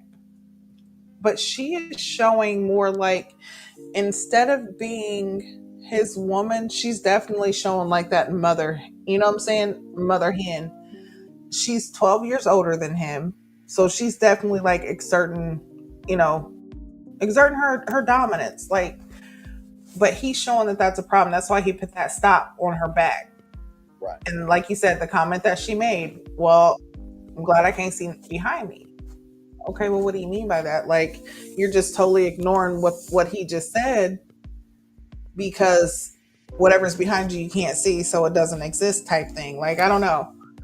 And even Taronda Jones called that out then too. Alicia and Irvin, of course, it's awkward. You're putting like, yeah, like he was sweet. It was so sweet what he said, and Taronda was like, it sounded like he ready to propose right now, and she hurried up and jumped. Like, girl, take a joke. No, Yeah. And they've only been dating 6 months, but yet she's, I don't know. It's good that she's, I guess, taking the step, but then again, it's like, what are you really here for? Like, are you really trying to? I don't know. Women can come and try to get their 15 minutes of fame too. Maybe you're trying to start a nutritionist, nutritional thing. Like you know what I'm saying? There's so many different avenues and different ways. Like listen, I don't know. Something about her, I just don't understand. But we'll get to it because Urban calls it out. And I like the fact that he actually like recognizes some things and Yes. he's willing to speak on instead of letting it fester. because unlike Aaron knew that Jody had no feelings for him and that Jody really was not trying to mess with him in any type of way, even though, she kept pretending and all the signs was there that she really didn't want to deal with him. He still acted like he didn't recognize it. Irvin's not like that. He's like, no, there's a problem. Let's talk about it. No, for sure. His energy walks with him. And even Taronda, yes, you're right. Taronda did, say that energy about Alicia and Irvin also too. Taronda also called out Alexis of, do you always get your way? Maybe that's why you're sick. And I felt like, you and I both watched the episode. Alexis felt a way about what Taronda said. Like, I know this heifer did not just call Absolutely. me. She did because she could see. And you want to know something? I bet that's not the first time she heard that. I bet you that's not the first time she heard that. That's why she had that look on her face. It's you giving can me tell Sienna and Brandon. when a person has heard something before. Mm-hmm. Yep. Oh, you know what? You throwing out them. You throwing them out. Yes. Sienna and Brandon. All over again. Okay. Because you remember that conversation. Okay, so we got Jody and Aaron J, and we got Sienna and Brandon. Yeah. Because you remember that conversation that Taronda Jones had with Sienna and Brandon.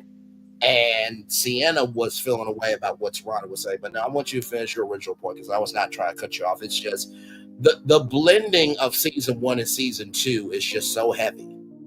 And I don't think they were trying to do it on purpose, but my Lord.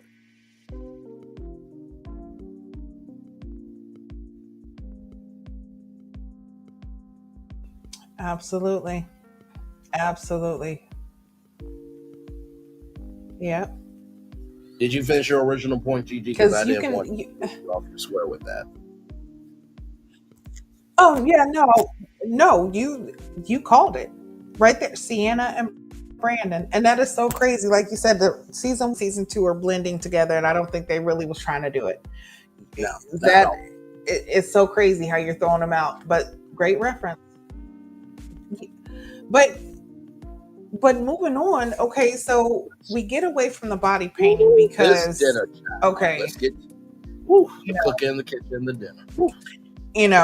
Let's get to the dinner. So it starts off with Ty and Brittany. They're cooking the first night. He's gonna make some blackened catfish, some rice pilaf, and some green beans. Nice little simple healthy meal, which is one of my favorite things. But they're cooking, and honestly, they do look so good in the kitchen together. That is one thing that is great to do with your partner, is to cook a meal together. Whether only one of y'all can cook, just having your partner in, handing you things, and just being involved like that is just amazing. It is definitely a great exercise, and it's another part of intimacy is cooking together. So for them to do that, and the way they look so comfortable, and they're following each other's steps, and they're communicating, and they're actually having this interaction so that this meal comes together with love. It's not where there's discord. It's not where the other person's wanting to do it their way. I love the way that they are showing the pureness of their relationship. I really am rooting for them. But again, here comes Alicia, and she wants to tell them, ask them if it's vegan butter, can they use just less oil or vegan butter, or can they just make a pot just for her that's with oil, but not too much oil, just a little bit, basically telling them how to cook. And that gets tied to where he's finally like, listen, is it your time to cook? Okay, well, we're not sitting there. We're not doing specifications. We're cooking for more than just you. And plus, you're not my woman. So I'm not really following what you're saying. Right. What you say really doesn't matter because you're not my woman. Right. And What did you feel about that? Do you feel like Ty was in the wrong, or do you feel like Alicia was in the wrong? I felt that Ty's energy was correct, but maybe the delivery was a little bit harsh. But also, too, I can't blame Ty not too much because Alicia does not want to share her story on why she has to have vegan butter and why she can only do oil, right? So it's just like, let's just say if I came out to California, right, and I wanted to go to Disneyland. Never been to Disneyland before. I believe that your time deserves to be respected, Eugene. Where it's like, oh, I want to spend the whole day here, even though you already told me, Bray, I can only be here at Disneyland with you for 2 hours because I got other stuff to do. Well, okay, I don't care. I've never been here before. I'm disrespecting you for my own pleasure. That's not right. And I felt that Alicia was doing that same mindset of you're coming in and taking over the room, but you're not even giving circumstances for them to care about why they should care what you have to say, if that makes sense.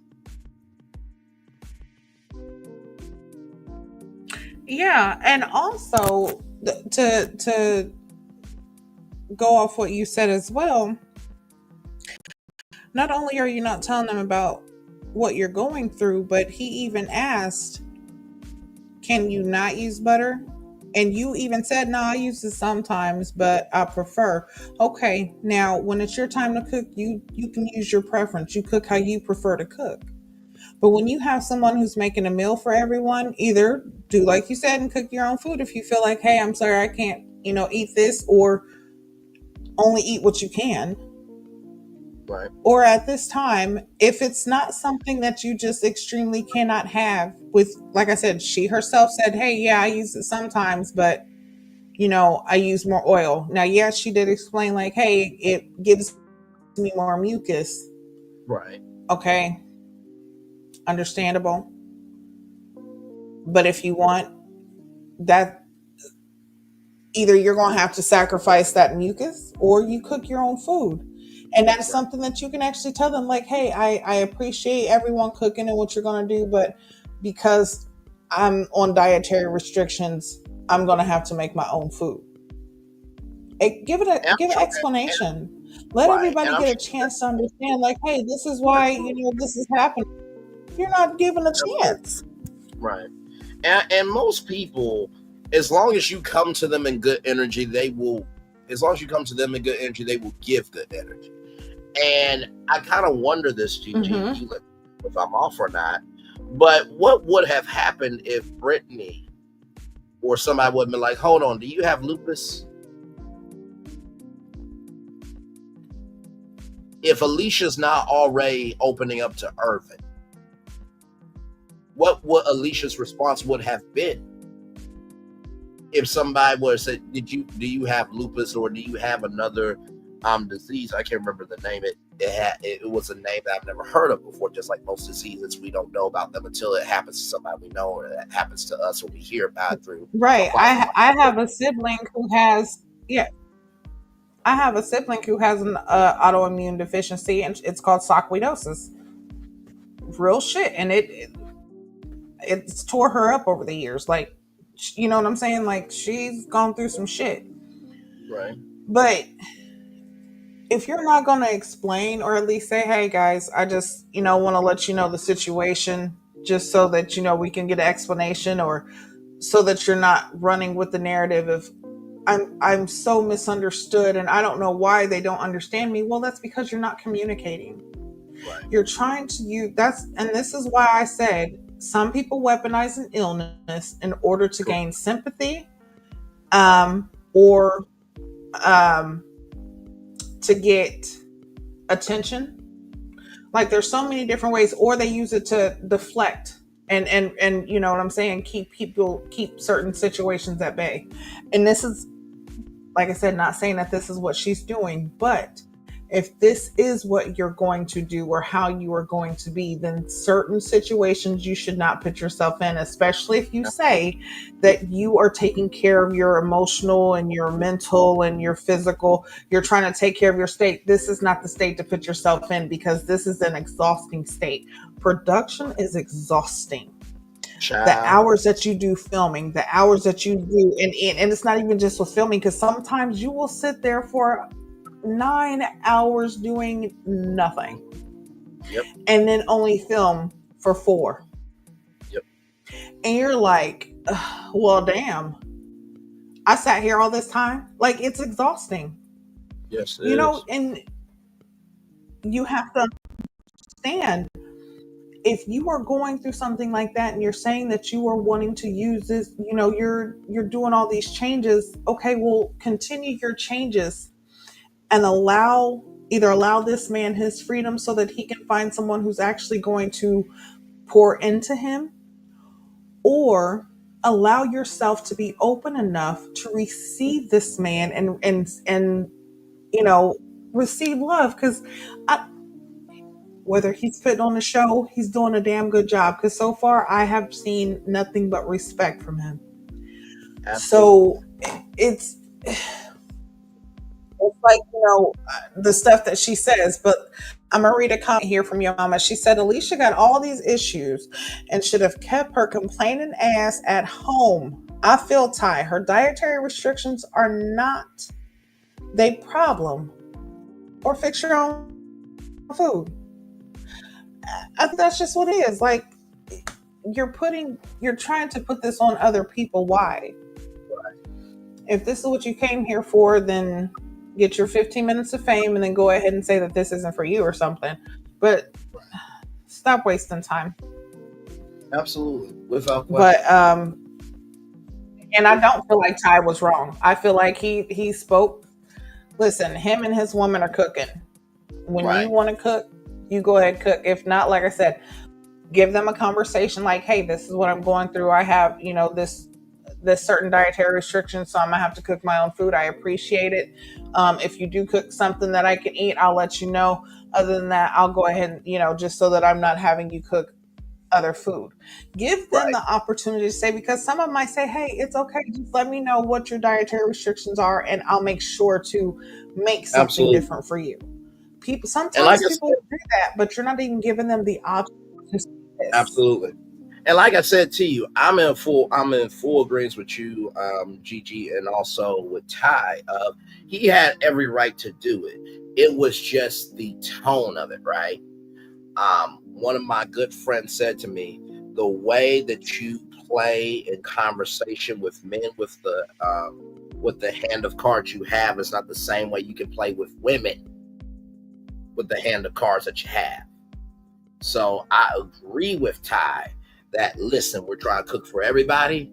So if we make something for you, then it's going to be extra time to the dinner. But also too, with Alicia saying the mucus thing, I do think that even with the mucus thing, maybe the tone could change a little bit. So I'm not disagreeing with Ty. It was just the energy of it, if that makes sense. You know what I mean? Because, you know, people should be respected, but also too, you have to make a space of openness to be respected.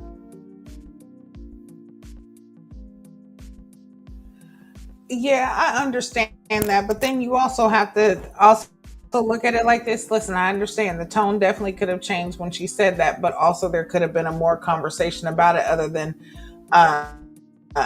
I get more mucus. Okay, are you allergic to it? Is it because, like, what creates the mucus? Okay, now this is a time for you to open up and tell me about this dietary restriction.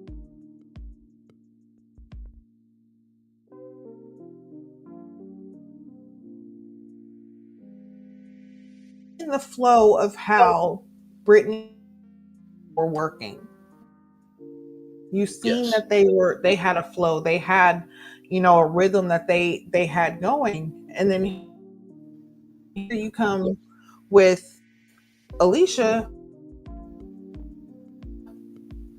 interrupting that flow with, this isn't about you. Like, I'm cooking for more than just you.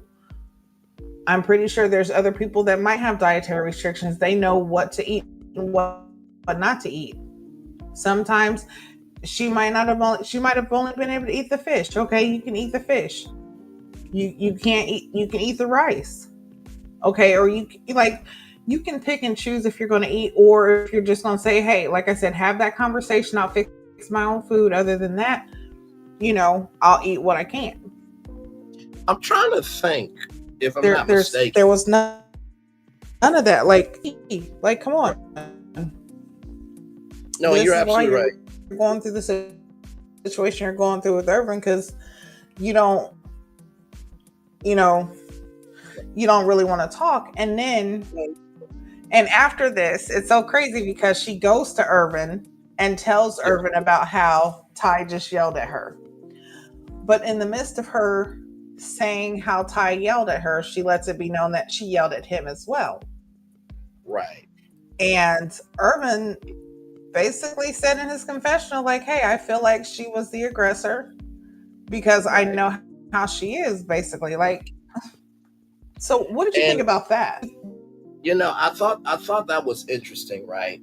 And by the way, too, to bring up something that Aaron H said from season 1 when he talked with me and you and also Diamond as well. He said that, they were able to get, alcohol and Chick-fil-A and other things. So, whenever you apply to be on a reality show, of course, they need your name, your age, your phone number, where you're from, all of the doctor information, okay? The emergency contact information, right? But then they also ask, do you have a medical history? Do you have a disability? And in that form, you are able to put in, and Gigi, let me know if I'm putting 20 on 10 with this, but there's a point to this. How my rambling comes greatness, just give me time. You are usually able to put down if you have dietary restrictions. So that way the crew, the staff, the team can come up with a game plan for if things like this happen. Now, that's what we call the fourth wall. Sometimes you're able to break it. Sometimes you're not. But I'm curious if she told production about this at all. And just to answer that, you're absolutely right. And this is one reason why they asked this question. Production is the ones who furnish the food that they cook, that is in those refrigerators and in the freezers. Production has provided. And they provide these things based off dietary restrictions. If you are vegan, if you are, Muslim, if you were just, you just had a surgery so you can only eat this, or, whatever the case is, they make sure to have those questions answered so that they know what kind of food to stock up on. So, and then also they have to have the craft table, which sometimes, the craft table, which is, like the sandwich spread, the chips, the cookies, the things that they have on the table for during, breaks or to feed the production team and different things like that. So there people that are on the team, the crew, some of them have dietary restrictions. So they make sure that they have something for everyone. So yeah, I wonder, did she tell them? If you didn't, then how can you really sit there and basically ask someone while they're cooking, if they can do this and do that? Right. And like Gigi said, this is not to poke holes this is not to poke holes in the weight of Alicia.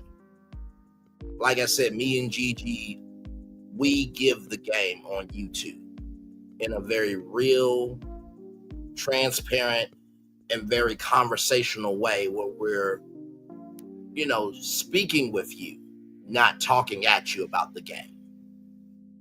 Because I promise you, other reviews, you will not get this energy. You will not. As I often say, if you understand the moves that are being made around you, you'll understand what you're seeing in front of you. Just to put a fine point on that. So to that point, then after that, Alexis and Chris are talking. Actually, let me flip reverse rewind back. I want to bring up something else from season 1. Do you remember, Gigi, when Chris and Millie got into it?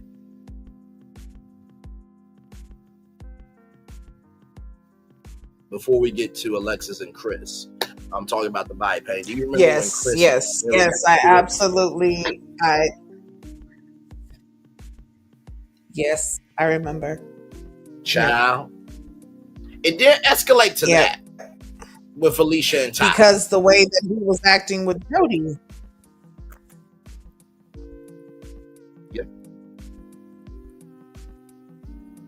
Yeah. Chat.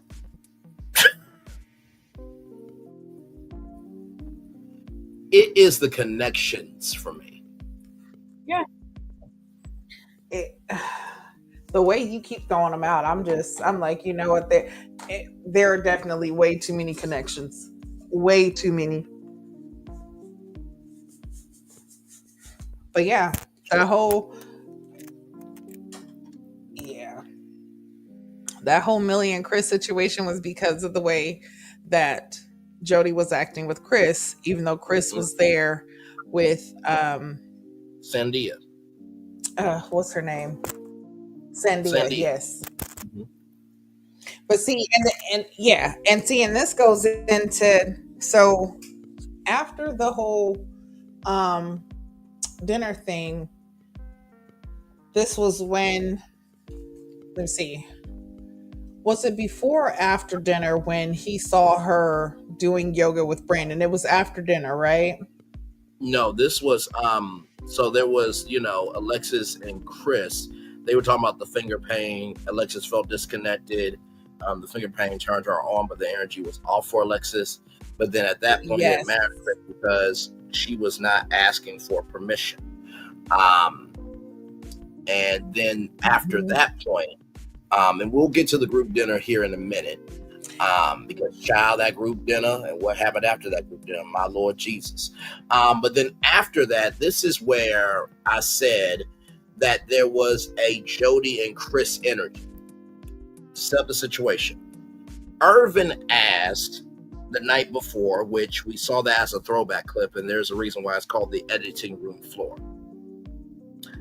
Irvin asked Alicia, do you want to do yoga? Alicia says, no, I want to do it with my body mixed up. Then Alicia, after the dinner, is doing yoga with Brandon. Gigi, you got the floor, check. It's giving Jody and Chris. Listen, it's absolutely giving Jody and Chris energy. And for her to sit there and this is what I've been saying, she keeps putting herself in these situations and then runs and says, I am so misunderstood. And right now people are yelling at me and I'm just so tired. I just don't know what to do because I don't know what's going on. Yes, you do. Stop playing the victim. You are creating these situations. You're putting yourself into positions to be misunderstood without even trying to clarify. You are the problem. Yeah. You are the problem. And this man has come and told you why, and you sit there and act like you don't understand why. Now, maybe some of the words she said, oh, does it seem like I was serving someone else? Yeah. and it might not even be serving someone else, but he is trying to be a team with you. He's trying to make something with you and build something and do something that you guys can do together. And you completely took that away from this man and did it with another man in the house who is someone else's man. Not even just, it's not like there's single men thrown in and strewn in about. This is someone else's man, and you are willing to go and do this with someone else, which just like you said, Jody and Chris, you are willing to do this. But then when this man tells you that that was something that he did not like and he felt disrespected, you tell this man that he's insecure. You basically tell him that it's his own insecurities that is causing him to feel some type of way about what you did. And then on top I don't of like that, her. To have the Black Dassy, Black Proxy, Black Imagination say, I feel uncomfortable with your demeanor. I'm like, child, you must not have seen season 1 where it was Brandon and Alexis. Oh, and she didn't even say uncomfortable. She said unsafe. Heifer said, oh, the disrespect. Oh, I'm about to join Weezy. I was just losing it. I'm just like, wait a minute. And if I remember season 1, it got to a point where Aaron H had to say the quiet part out loud. That you keep giving time to Chris and not to Aaron J. And Aaron H had to tell Aaron J's daddy what the fuck was going on.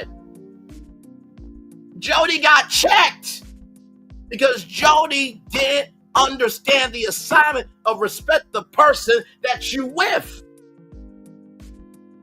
Check. Okay. Do you remember Jody trying to get with his daddy? Jody had more. Listen, Jody was more into Aaron J's daddy. Was gonna be a stepmother before you walked out to the house, Aaron child. J himself. Listen, she was. They salsa dancing together, and she got her cleavage all out, and they touching and spinning and all that. She's not done none of that. She did none of that. None of that with Aaron. None of it. And that's exactly what Alicia's doing. You are dragging this man on. This man has come for you, and he is trying to show you exactly what type of, not even what type of man you want. He's showing you, listen, he could be the man you need. Because sometimes we get so caught up on what we want that we don't realize that what we need is really been what we've had, or either what we really need to go for, instead of just, wanting the perks without, you know what I'm saying, the problems. Because sometimes perks ain't always easy to get. Amen. So, it's like with her, this man is in front of you and he is steady trying to give and give and give, and he's steady trying to uplift you and speak positive and speak peace, and you are steady showing that you would rather give time to someone else than him. And then when he speaks on it, you say that he is insecure, and then you tell him, because he comes to you afterwards.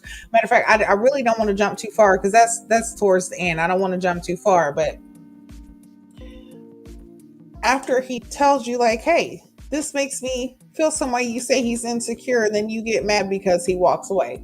Okay. Crazy. So let's go to the dinner, because after that, that's when. And yeah, no, for sure. Last point, then we'll move on to the dinner. Irvin even said his confessional. And let me tell you something. If Alicia had Aaron J, she would miss Irvin, because Aaron J was being mollywopped mentally. And Irvin said that, when a woman feels uncomfortable, you walk away.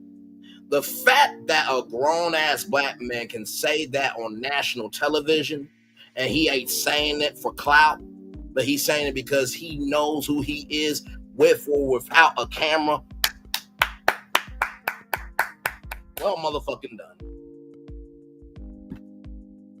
I just had to add that. It was like, absolutely, the emotional intelligence. No, that's yeah. Yeah, I didn't want to jump to that one because that was more so, you know, afterwards where he finally confronted her and said, "Hey, I'm not really feeling you right now, and this is why. This is what's going on." And she just acts so confused, like, "Oh my God!" But yeah, I wasn't trying to jump that far. But anyway, let's just go to this dinner real quick My bad. and talk about how. My bad, beautiful. No, it's okay because you already know. Listen, you know how we will jump around because the stuff sometimes it goes there. Oh no, it Like, does, but You I already just know want how you. we do. Oh no, for sure. But I just want you to know, I didn't know that was the part that you wasn't trying to do. I was just wanting to mention the emotional intelligence of him because I felt like that deserved to be at least applauded. He's been showing that this whole time. Absolutely, and that's another reason why it's like, girl, you need to. This man has been showing you some restraint. He has applause, hats off, because he has. This is why she makes me so mad. She makes me so mad. And child, this is just episode But 2. matter of fact, yeah, let's go ahead and talk about it. Now we just gonna go ahead and talk about it because since we got her here, we just gonna finish it out because she getting on my nerves already. So listen.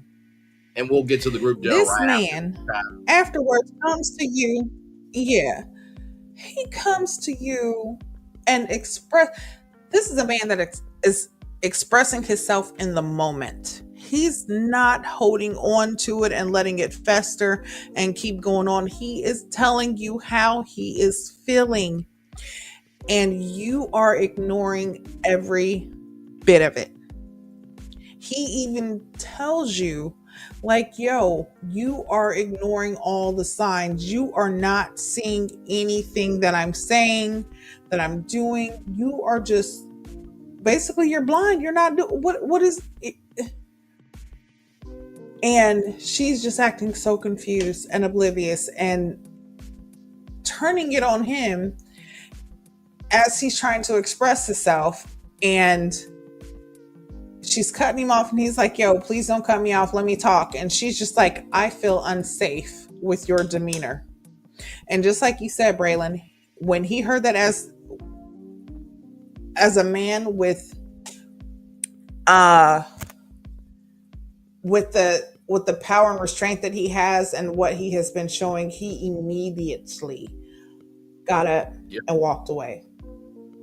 And he said, when a woman tells you that she feels unsafe, you get up and walk away. You don't stay. You walk away. And she's sitting there again, looking oblivious, like, oh my God, why did he say that? Or why did he get up and walk away?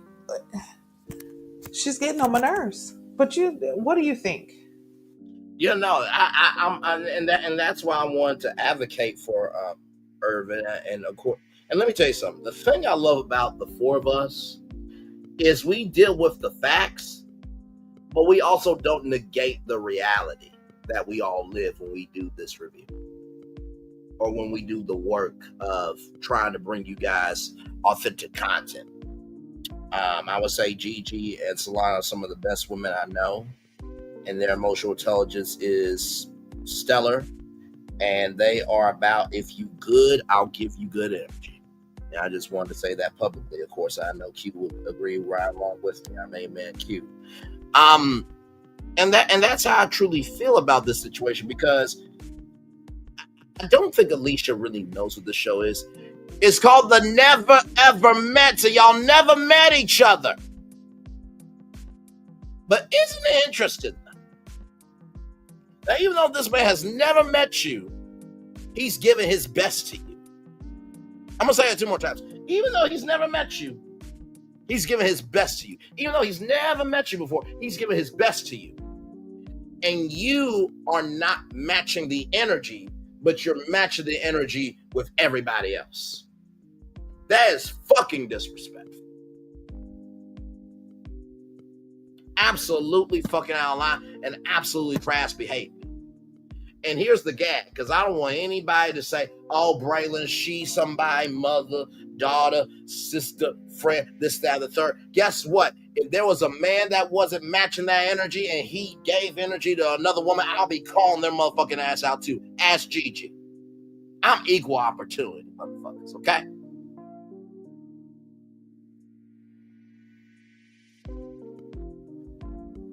Am I not?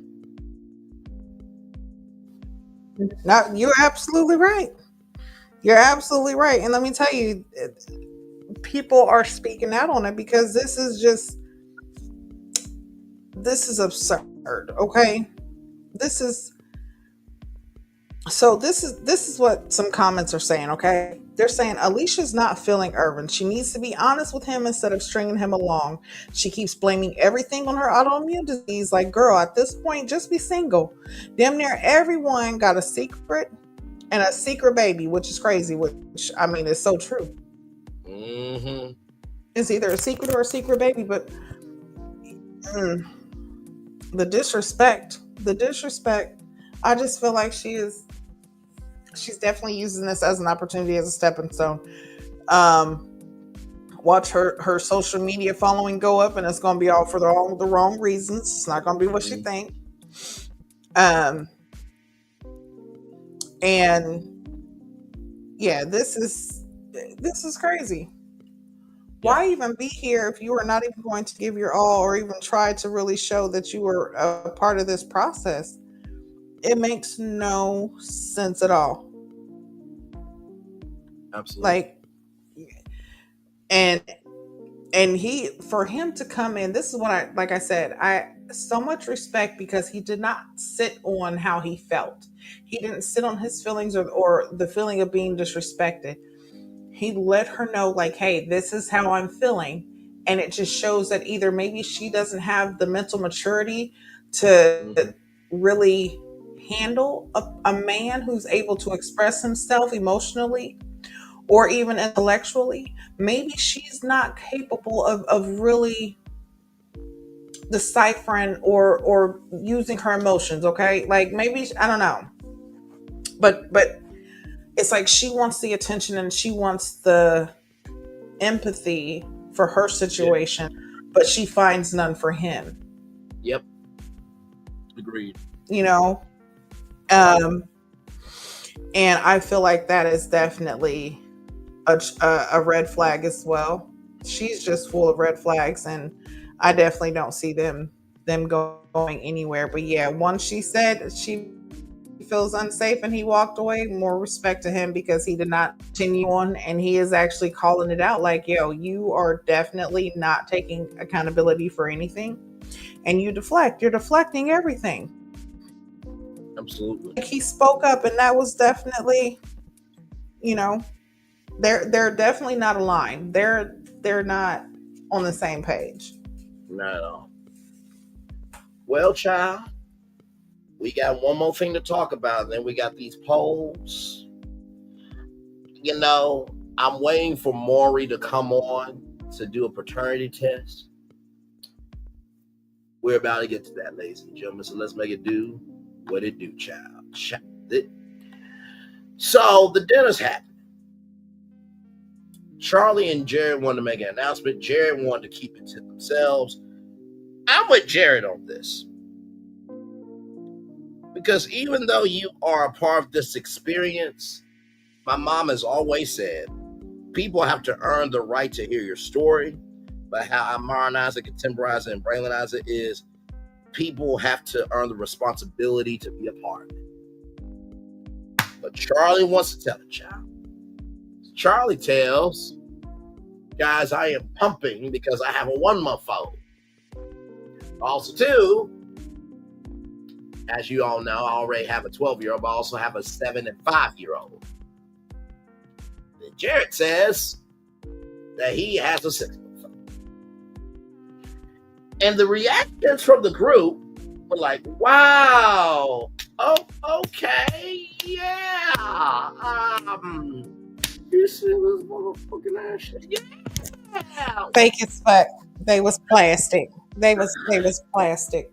Mm-mm. Mm-mm. Mm-mm. Mm-mm. Woo. Them reactions was so fake. Oof.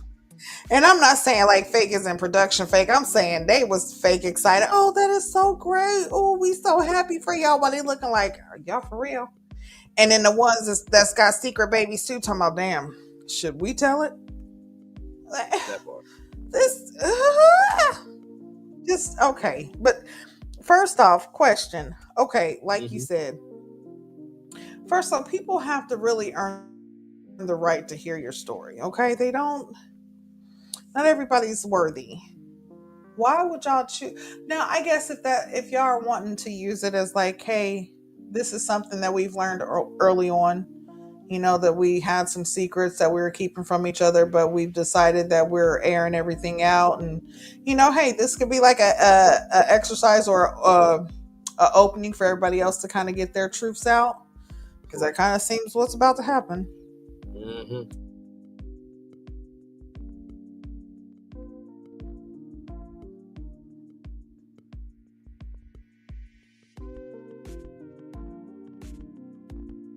Gigi, you there?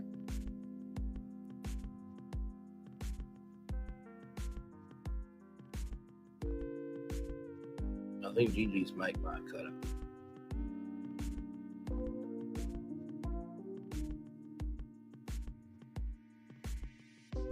Gigi mic check 1 2 1 2.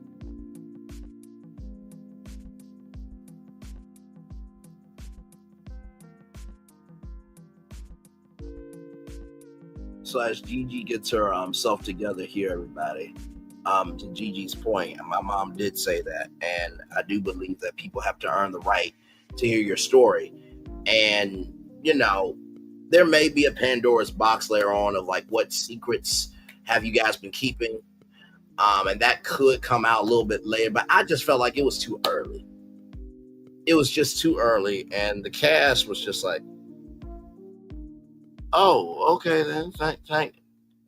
Thank you for sharing that with me. That really was deep. You know what I mean? I just felt like, no.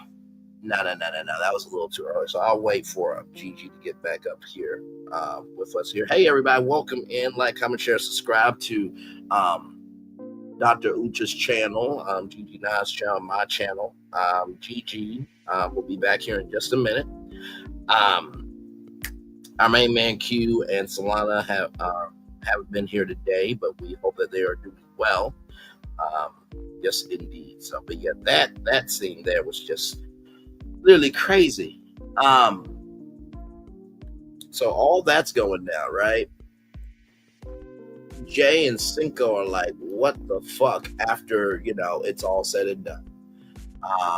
And Keke has some secrets that could jeopardize their future. Like I said, I'm pulling for Keke. I like her energy. I think she's a very sweet woman. And honestly, too, I don't know if Keke has always had the right space to be able to be free, right? And I'm sure that you have dealt with this. I'm sure, I definitely have dealt with this, and we all have dealt with this, that you try your best mentally to breathe in your humanity when you don't understand how to navigate it. And I think that's where Keke is. I don't think Brandon's a bad guy at all. I just don't know where his mindset is, right? So, let me message on Gigi here real quick.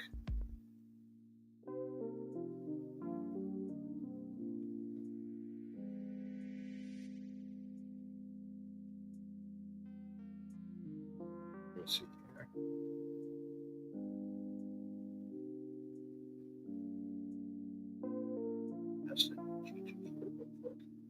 And hello to the 7 people here. Welcome in. Glad to have all of you here.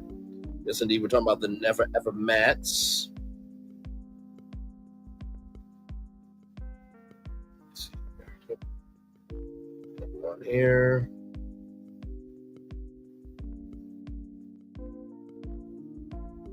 Okay. All right. So, as Gigi gets herself together, I will continue on with the review here.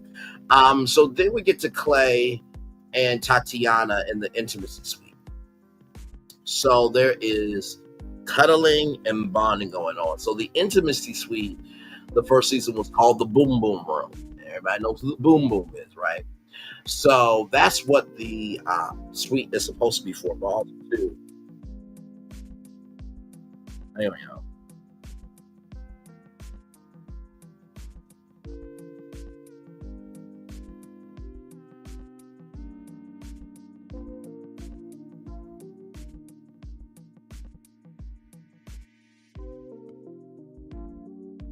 All good. Thank you for that one, Har. I appreciate that. Thank you so much.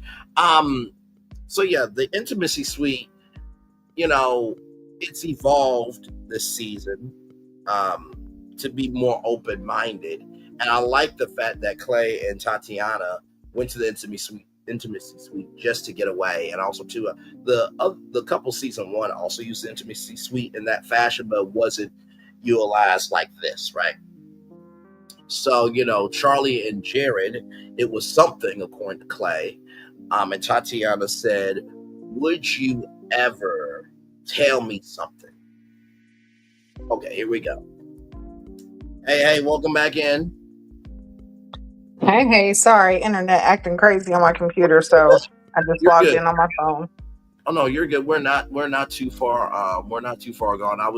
You were giving your point on that. You were agreeing with me about the about what my mom said. People have to earn the right to hear your story.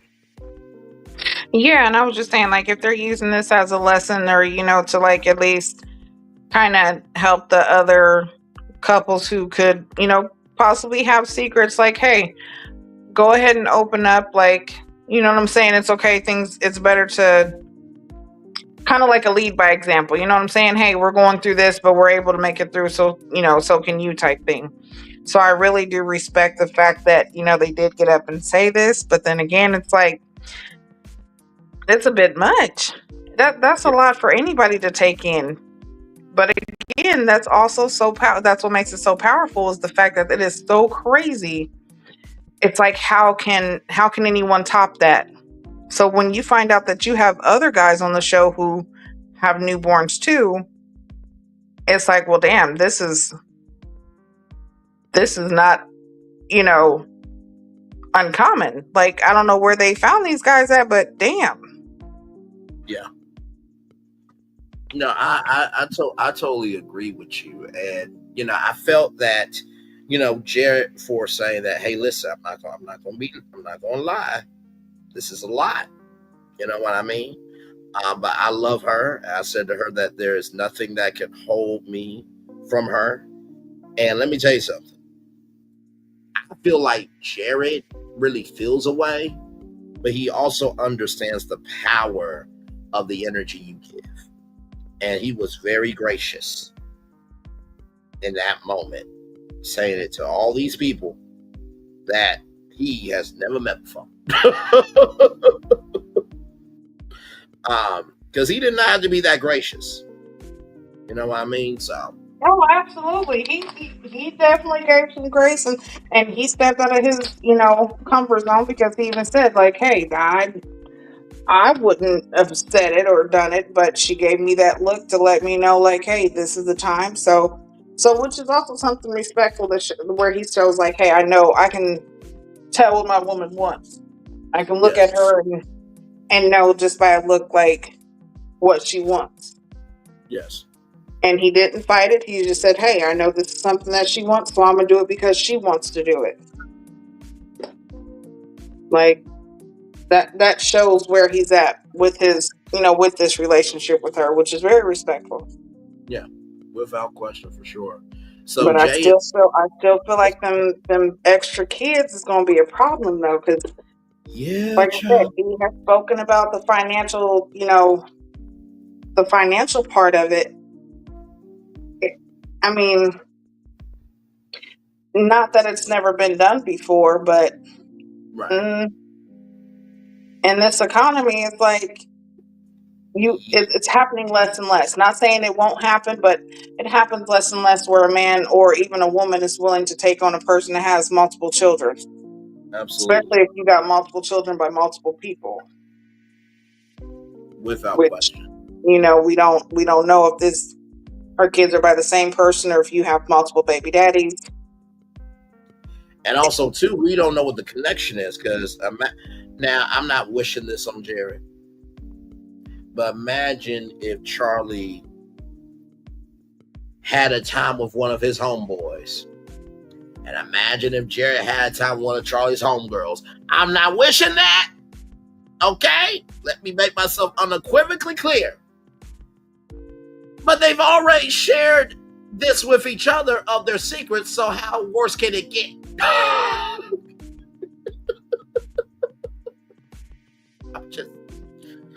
keeping them up.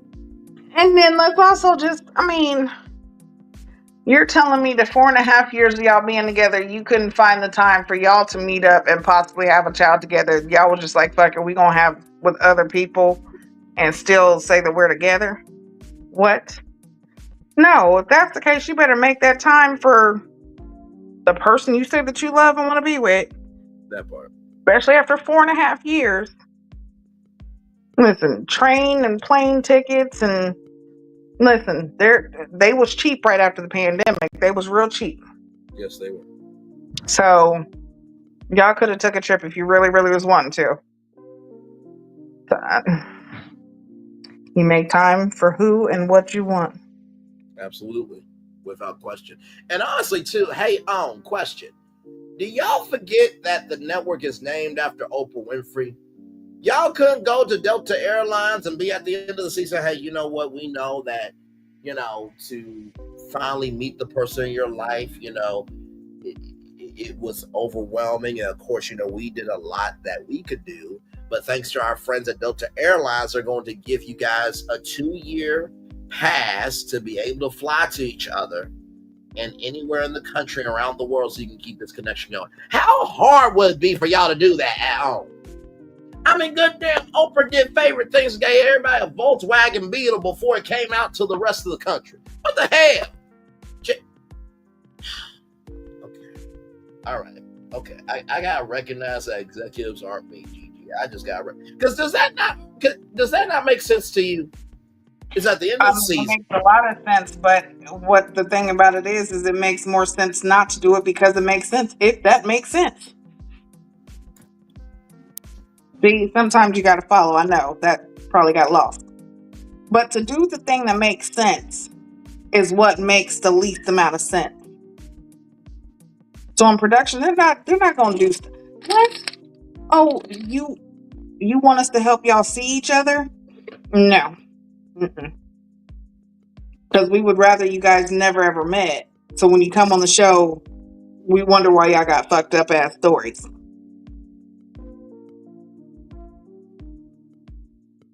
Even afterwards, though, it's like, hey, what are you like? Yeah, that would be great, especially for the couples afterwards who actually leave together, who are actually going to stay together.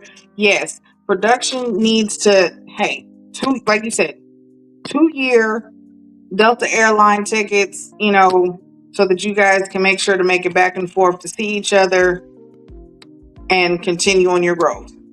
That should be the reward for if you make it through. But now, these ones here for this 15 minutes of fame, no, y'all, no. Find your own way. Oh no, I fully agree with you on that. If you haven't done the work and you playing in people's faces and your energy is not matching the energy of the experience, no, you don't deserve that. But I really do wonder that sometimes, Gigi. I mean, and you and me, we have the same soul.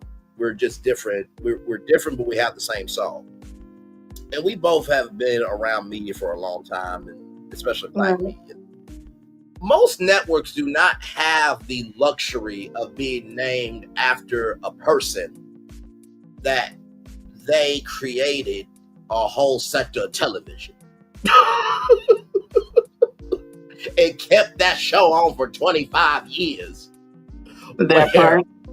Favorite things was Shark Tank before Shark Tank was Shark Tank. That right. The Oprah Winfrey Show was social media before social media was social media. That part. Every generation, from my parents and my dad's generation to my generation to the generation where her legacy has went beyond 25 years and is still going. Not every network has that. Utilize that shit. Because I'm just like, good damn, I swear to God, if y'all say, hey, listen, we need a new creative director and we're going to do a competition like your own show, Oprah Search for the Next TV Star, but we're going to need your own chance, the Oprah Winfrey Network Search for the Next Creative Director. Gigi, I feel like you can say this very confidently. They could have the finale soon as I'm on camera. Yep. Because we We ain't doing all this shit. Thank you to the 19 other people that came. Listen, we're gonna make sure that you get your flights paid for. We'll make sure Warner Bros. Discovery, gives you at least a 2-season contract because I want to make sure everybody good. But we done with this shit. We got work to do. So what the fuck are we standing around for? Yeah, definitely. Like who? Wait a minute. Who is the? You don't know? Okay. That's one of them where you pull them up. Just you got a name. That's when you got a name drop. Do you not know who I am? Yeah, no, but this season is definitely crazy. Okay, it is definitely giving follow up of season 1, just different people. Without question. Without question. Now, did we have as much scandal already like this? No. But the most we had was Josh and Shay because Josh did have a baby during the time him and Shay were together. Yes, and the DV situation that happened as well. And you're right, and the DV situation that happened first episode. Mm-hmm. But it wasn't to the degree though, where it was like out the gate. Next episode, just as energetic as the first one. No. Yeah. No, that's why I said I'm shocked that we're this is only the second episode because with as much sauce as they gave in one, I thought we was already a 3-4 maybe. Right. I don't know if it's just my days melting together or they really are giving us a lot. Whoever is doing the editing here, okay, I'm gonna give it to you this time. Y'all knew what y'all see. Y'all tweaked last season. You found out that you have something that works and y'all tweaked it, which is really, really good. I'm ready to see what else happens, and I already know they're going to be picked up for season 3, and I'm ready for that too. Oh, without question. So I want to move on past this dinner because so we get past the dinner, and everybody is talking about the news of Jared and Charlie, and it's like, what would you do? Everybody is doing that. What would you do? What would you do? What did you think? Oh my God, what, you know what I'm saying? That's why I said when they was all at the dinner table and they was all clapping and, oh my God, yes, I was so happy for you. That is so great. No, y'all fake. Because as soon as as soon as they was out of earshot, no lies y'all told. was talking mad mess. Tell me, how would you feel? What would you say? What would you do? And everybody, Keke, poor little innocent self, at least you want to be, but girl, you got your secrets too. But she's sitting there like, oh my God, yeah, there's stuff that, Brandon doesn't know, but that is a bit much. Honey, you live with your ex. That's a little extreme too. Like, Keke, come on now, don't throw stones, baby, because your house is made of glass. Come on. So I find that a little, crazy.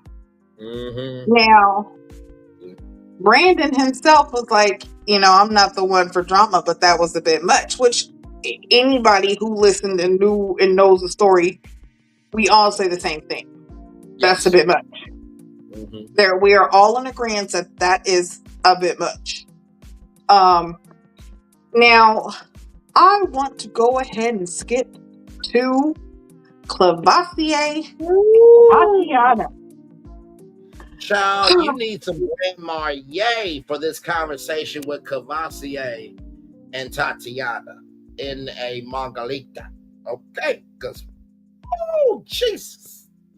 By the way, shout out to Grand Marnier from Braylon. Right. And for those who know, listen, I like to, inhale some Mary Janes, and I just had to because I'm like, listen, this right here got me triggered. Triggered.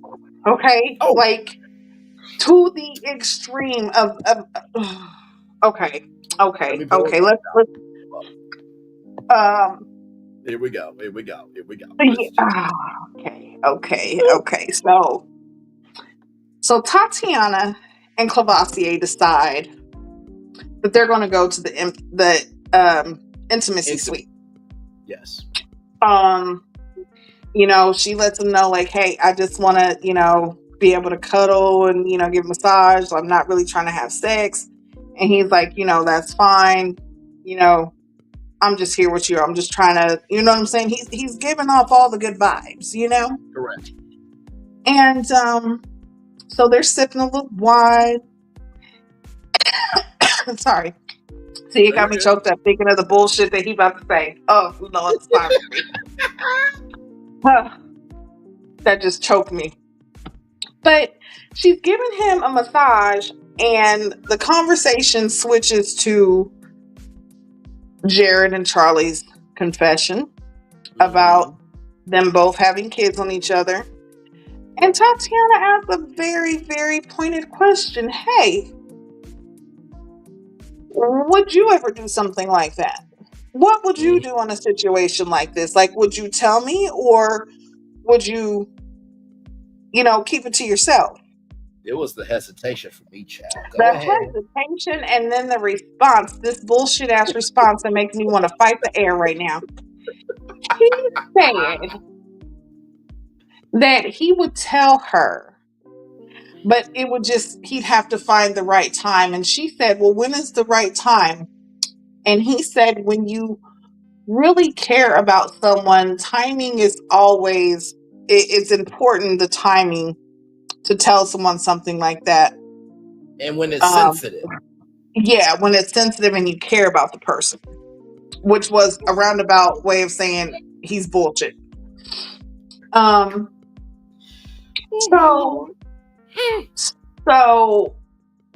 in the midst of her asking these questions where she's like, so you would wait to, to say something, or are you the type to hold it in? Like, as she's basically giving him an opening, she's giving him an opening as to say, hey, you can tell me, like, this is the time to tell me. Right.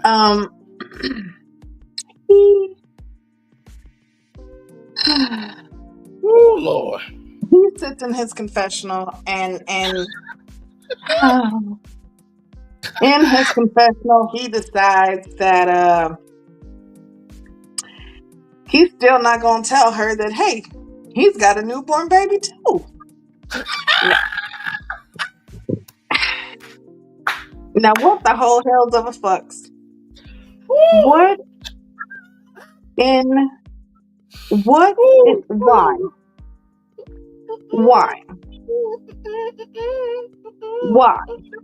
Now, no, sir.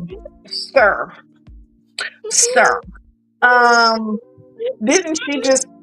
Now I could have swore she just asked the question, "What would you do?" And instead of you saying, "Well, I need to tell you something," you just don't say nothing, and you. Okay. Please go ahead, because I can't even. Y'all, when Gigi called me,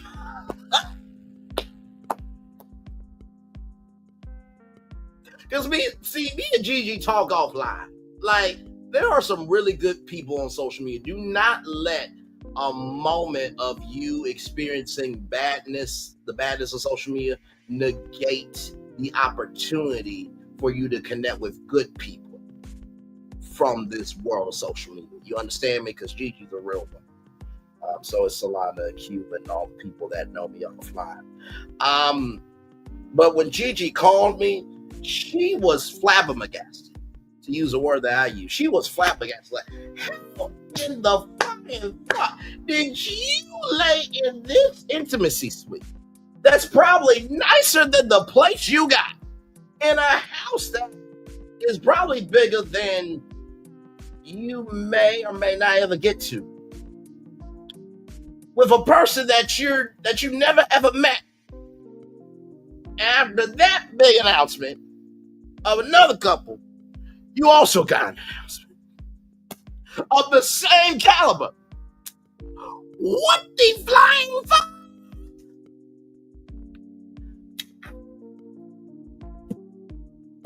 I just hope that later this season, Cavassier tells her and that Tatiana did not find out live last night at 8/7 Central, only here, hashtag on keeping it real. Because if she found out, as we found out, oh my Lord, I can only imagine the conversations happening.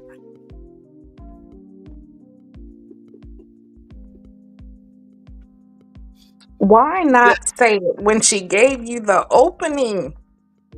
Oh my Lord. There was a time where y'all was alone. It wasn't going to be said in front of other people. You had time to explain. Y'all had time to, you know what I'm saying? Talk it out. She gave you the opening and you completely just bypassed it and was like, nah, still not going to tell you. What? And they've been dating. Okay, so they've been dating for 8 months. Correct. How old is this baby? Because, okay, it's different if, okay, because y'all been dating 8 months. It's different if you have the girl pregnant before you guys started talking. Right. You know, y'all aren't together, but you do have this child and you just haven't told her yet that you have this newborn child. Okay, I can understand that. If that's what we're getting, okay. But if this is somebody who, since you've been dating, I mean, and even 8 months, because a lot of people don't know, 40 weeks is 10 months. So even if 2 extra months, you know, if you got a baby on the way, that we're basically 1 month away from telling her this. Contractions were happening for this conversation, motherfucker, and you just induced it like there was no room for an epidural. Which honestly, what you did in your confessional really was a dangerous epidural. For those of you who don't know, if you don't put the epidural right down the back, there are complications from that. So this motherfucker, and I'm talking to y'all like this because we family at this point. This motherfucker is holding this epidural and is hoping it's gonna go down right. Tatiana saw. Okay.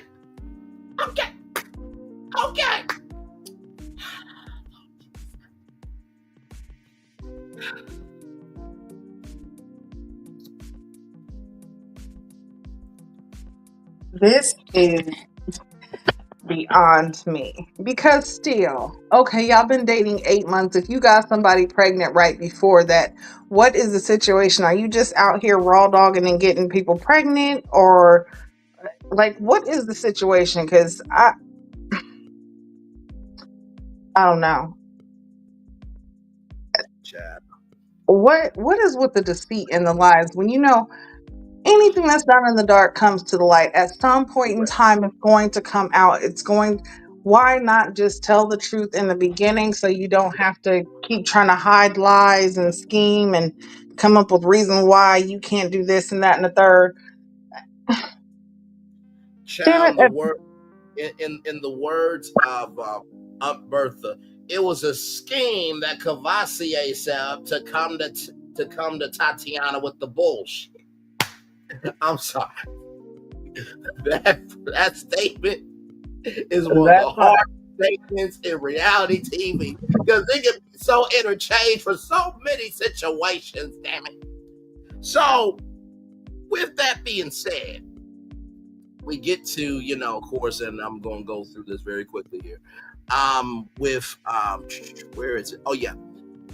We'll go through it, but purposely go through it because we got the preview and then we got some polls to catch up on. So Chris and Jared talk, and Chris has childhood trauma. He has had 9 step parents that has had control over his mom and his dad had control over him when he moved to Texas. So that trauma is very triggering for Chris. Obviously, that did not come out in Ready to Love, but of course, you have the right to tell your story when you feel comfortable. Chris is petty. He told Jared that, other people that, and Chris forgot that stop sign was an octagon. Hey, Chris, I'm just let you know something. If you really want to execute your business, you have to do it all the way. So, when he said that, I felt like a dude was laugh. Listen, what you should have done was a yellow yield sign. Because what you could have said is caution for this woman and her existence. Because her energy is so damn much, you have to be prepared for the wreck that's to come. See, that would have been a much smoother, petty serve. You understand? Because a yield sign is yellow. Okay. It is in a rectangle. But the fact you forgot that the stop sign was an octagon. But also, too, brother, I think the point was made. It was a very well made point. Oh my Lord Jesus! I thought that was hilarious. But then Jared said that it's Alexis, Jamaican background, so you have to let her breathe. You know what I mean? And then, of course, Alicia and Irvin talk about the insecurities and this, that, and the third. So then, the preview, child. Hold on. Before we go forward, I wanna say something, because Chris had actually made a really good point, and I really feel him on expressing himself like this. But he has said he's got to basically nip this in the bud with her when it comes to this whole issue with control, because if not, she's going to continue to treat him like a little boy. Yes. And for him to recognize that, like, that's definitely good, but he needs to be aware that this isn't something that's really going to change, because her being 12 years older, she's definitely giving off that mommy vibe. Like, she wants control. She wants a boy toy, not like, I don't know. She just doesn't seem like she's ready to. She's not the submissive one, which women don't have to be submissive, but sometimes it's good. And, letting a man be dominant, especially in certain situations, like, come on. I don't know. The control that she's showing, that she wants and that she's not willing to yield or even, compromise with, is going to cause problems later on, especially if he already has trauma when it comes to control. He's expressing it. It's either she's going to listen to it or she's going to feel wrong because he's going against what she says. And I'm leaning towards the latter, if that's what she's probably going to do. And thank you for bringing that up. Not that I meant to forget that. Let me say that. But I do think that is true. That's very correct. And not to mention, he said that he noticed it on the calls. So, what the fuck is this show? Okay, I had to get that. I'm like, what the heck? It's episode 2. Damn. With that being said, we get to the preview. And it looked like, and Gigi, you can let me know if I'm wrong, but it looked like Jared and Clay were talking. It looked like the facial structure was Jared. And Cavassier and Tatiana were talking. And Tatiana said, "Are you a liar? Something just ain't right," in so many words. And then Keke being an alcoholic, potentially. And we see Keke in a chair falling over. But it doesn't look like she really fell over. It looked like one of those chairs that when you go back, the chair goes back with you, but you don't really fall out the chair. What did you think of And also, it could have been the fact that she is a thick woman, and that chair did not look like it was kind of made for a thick woman of her stature. Like, that's easily, she could have tried to sit in this chair and it just, like, no, I don't, like I said, I feel like he would take, like, if she has, 2 glasses of wine or a glass of wine a night, like, right. I don't know if this is his way of trying to find a reason to have a problem with her so that he can say, oh, well, this is an issue and this is why we can't be together. Or if this is really a concern. So I'm really wanting to see more and see if maybe she does have a little drinking problem that she's not willing to admit right now. We don't know. I want to see though. And also, too, we need to figure out. I'm sure this will come out in time, but sometimes, and let me negate that. Not sometimes, 10 times out of 10, usually somebody's device or crutch comes from a particular place. Sometimes people go to the casino to feel like they can be a winner. Sometimes you go to Disneyland to find some joy, if y'all follow what I'm saying. So I believe that, and reality TV has done this before, especially with Love Marriage Huntsville. They will make the preview look like something, and there's more context to it. So let's let Keke breathe.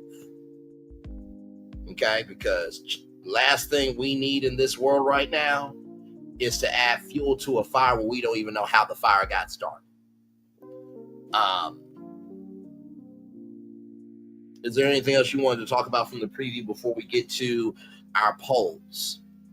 No, you definitely, like you always do, you hit it correctly, and yeah, we definitely just need to see what the context really is, because I mean, we do know and understand editing, and what we see on our preview definitely has more layers to it, but they're going to show you what's more intense to keep you wanting to come back. So, but yeah, let's get ready with this poll.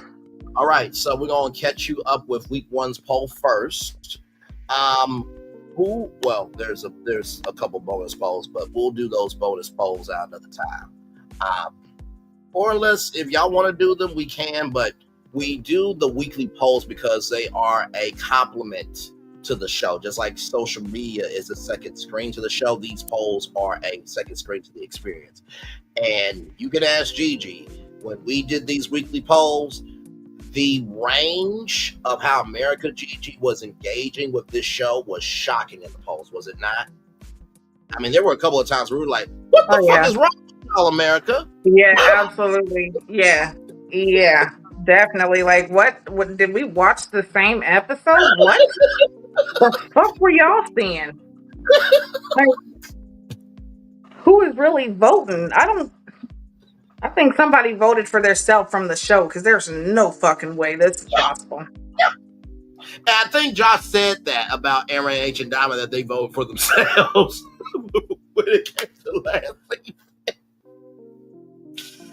Oh my God. Okay. So with that being said, y'all, here is week one's poll. Which couple had the best date? Charlie and Jared, pottery class. Keke and Brandon, photo shoot.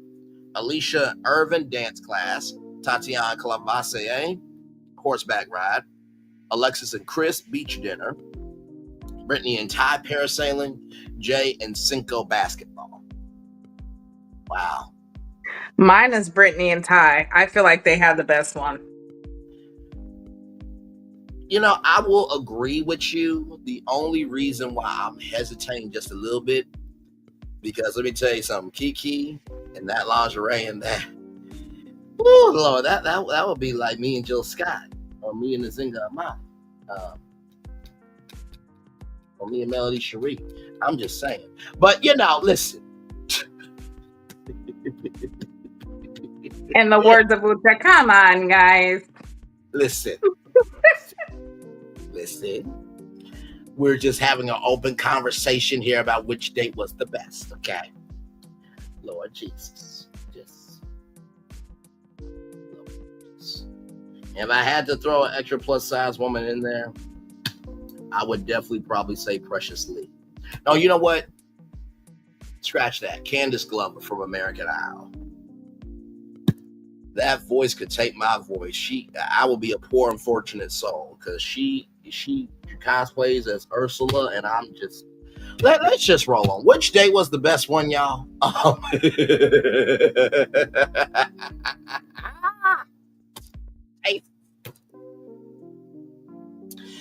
Okay. So if we're talking about connection, right, and that's the way we're going to vote, right, Gigi, of who had the best date based on connection.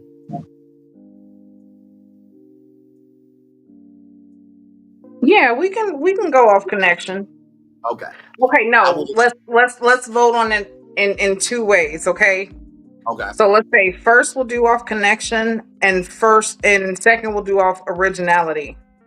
Okay, I like that. So if I had to vote based off of connection, I would definitely say Brittany and Ty, because there was a flow there that it was understood didn't need to be explained.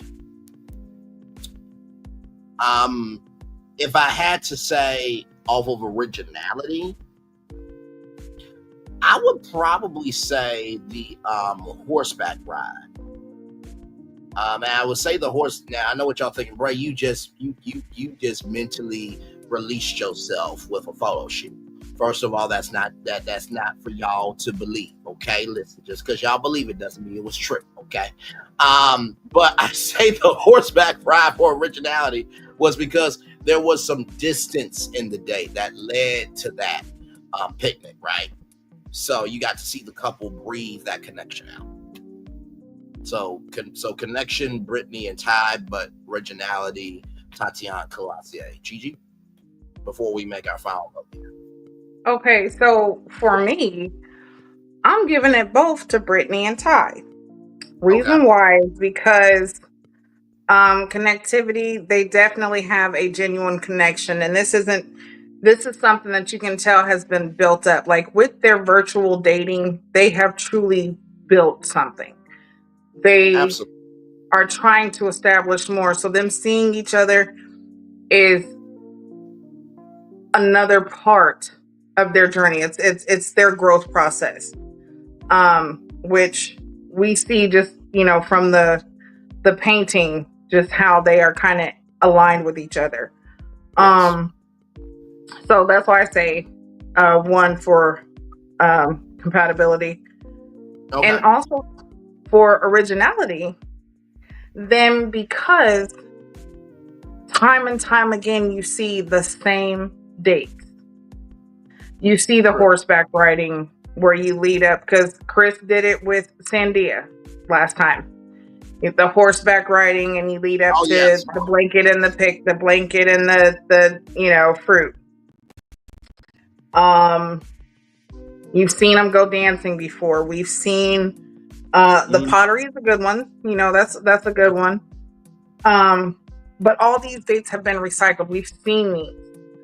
When it comes to adventure and actually kind of getting out of your comfort zone in order to step into a comfortable place with each other, you take risk and you trust each other. And for them to do that and actually create a memory that, off top, they're like, hey, the sky's the limit.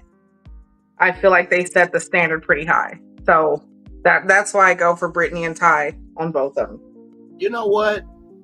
I rock with you on that. And that was very well articulated. Not that you don't, because you always do. But I didn't see it like that. Very well done. I will vote with that. Absolutely. Okay, so let's see. What do we got? All right, let's see here. Okay. America's with Gigi. And myself, of course, because and like I said, the thing I love about our group is we all see our points, but we can all disagree with our points, but still be in love, because we are bigger together than a damn show that's going to be off in 10 episodes. So let's see here. So Brittany and Ty, parasailing, got the majority of the votes there, 22% there.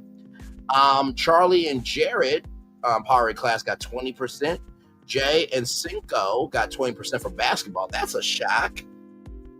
A date that you can just do at a park? Okay, then.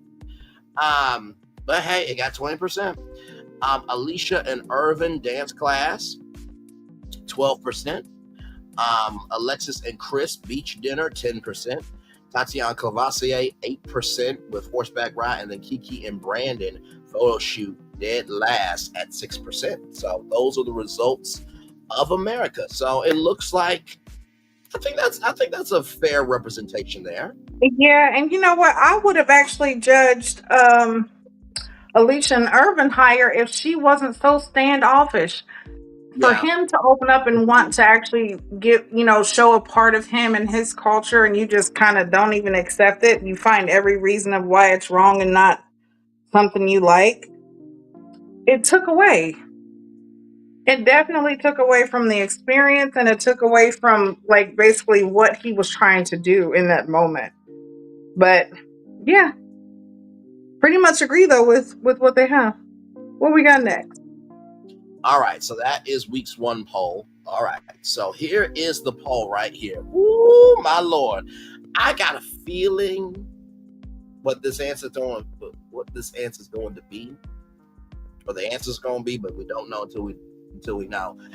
Second week poll: could you stay with someone who secretly had a baby with someone else while you were dating?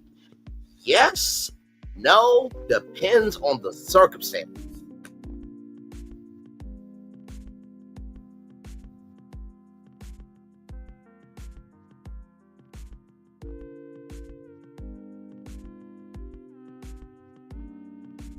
Gigi, go ahead. Listen, I'm over here, and you know me, I have to be as honest as I possibly can. I'm not going to filter shit. It really does depend on the circumstance, because I've been in a situation like that before. Okay. And the situation that I was in is why I stayed. It wasn't something that I really wanted to do, but I wasn't in the best situation. There was a lot of control, I'll just say, just to keep it light. No, you're good. But so yeah, it definitely it really does depend on the situation. It really, really does. And sometimes people just make mistakes and shit happens. So yeah, that's my answer. Yeah, just honestly, it does depend. Okay. I will say this. I think most people's answer is probably going to be no. I think that will be the traditionalist, right? I'm going through each one of these, the logic of them, I'm going to get my answer. I feel like no for the traditionalist, because if I took the time, energy, and commitment to give a fuck about you, you should give a fuck about me. I feel like the new age people's answer is yes, because we know the history of what we've been through. And so because you have done the work and you haven't backslid from that work, I can stay with you, but you have to keep that same energy. And then I feel like for everybody else, that they have heard people go through situations and they've been in situations like Gigi said, they say it depends on the circumstances, because it really does depend on not just the vitality of how you all move through that, but it is the kinetic tissue of how you want to connect to that. So those are the 3 demographics that I see. I would say it would have to depend on the circumstances too. Because, for example, right, we all know stepfathers and stepmothers.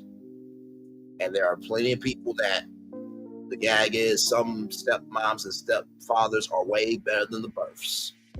Yeah, I mean the birth mother and father. So that's because, they had a life before you, so you're dating them, so they have a kid, but they're open about that. If you have given so much, right, do you want to give all that up over a moment where your house ain't clean? So that's where I'm coming from with that. So I will also say it depends on the circumstances. All right. Let's see what America has to say. Uh-oh, wait a minute. Something happened here. Whoa! Whoa! Wait a minute! Wait a minute! Does that say yes? No, that says no, child. No. Oh, okay. I couldn't see it. It says no. Let me zoom in. Huh. So you tell me, after me and Gigi were so open, honest, and considerate, vulnerable, true, and down through the roots of the tree to be open with y'all, this is what we got. Let's see the results here. 17.6% said depends on the circumstances. 82.4% said no. And no one said yes.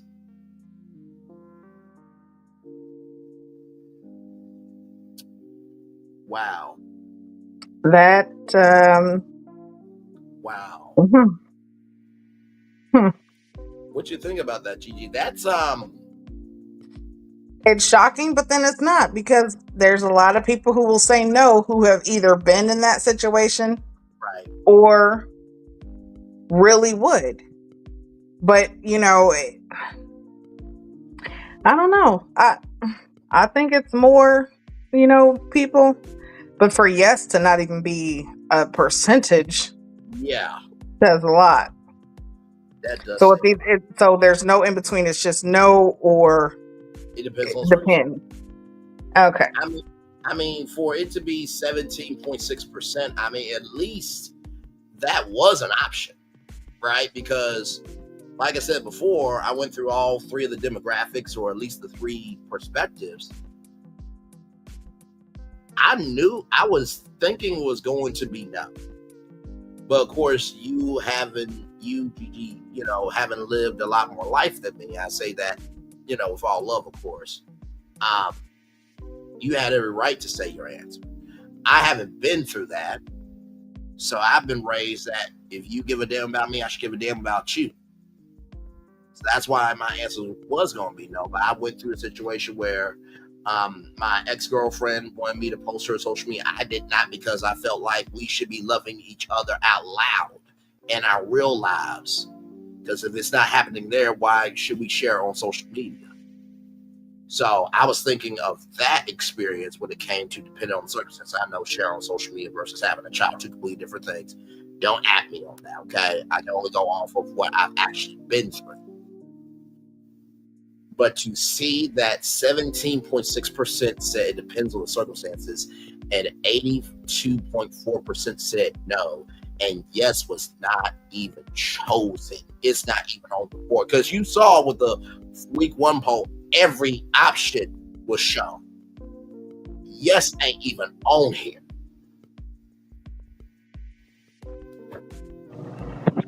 That really says a lot, honestly.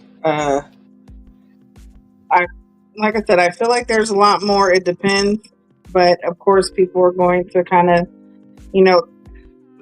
they'd rather feel like they wouldn't do such a thing when really they're living it. Correct.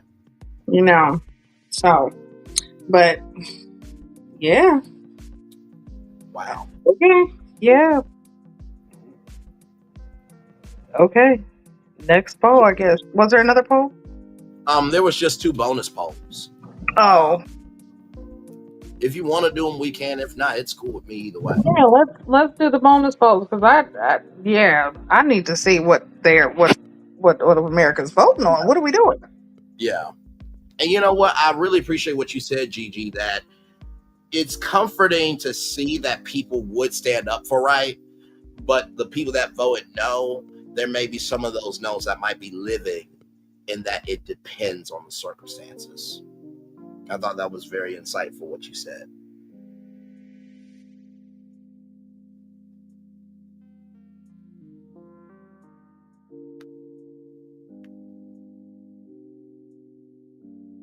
Gigi, you still there with me?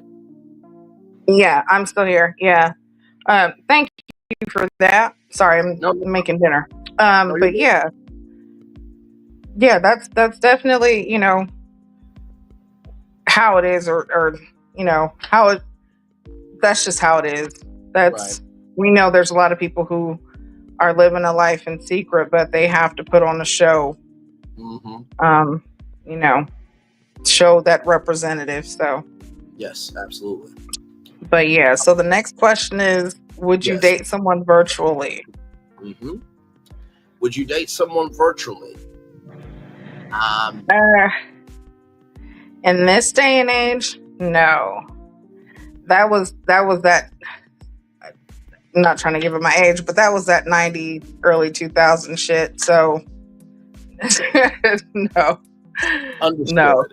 I will say this. I will agree with you.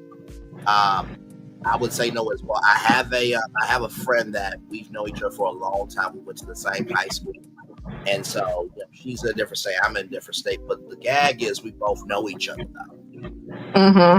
Developed a connection. So although I'm not dating and she's not dating because we're still getting ourselves together, right? I'm in that circumstance, like the second week question, like the second week poll. One of the options was it depends on circumstance. So for me, I'm not dating, but I'm making a connection virtually. I think making a connection virtually is different than dating someone virtually. Is that correct to say?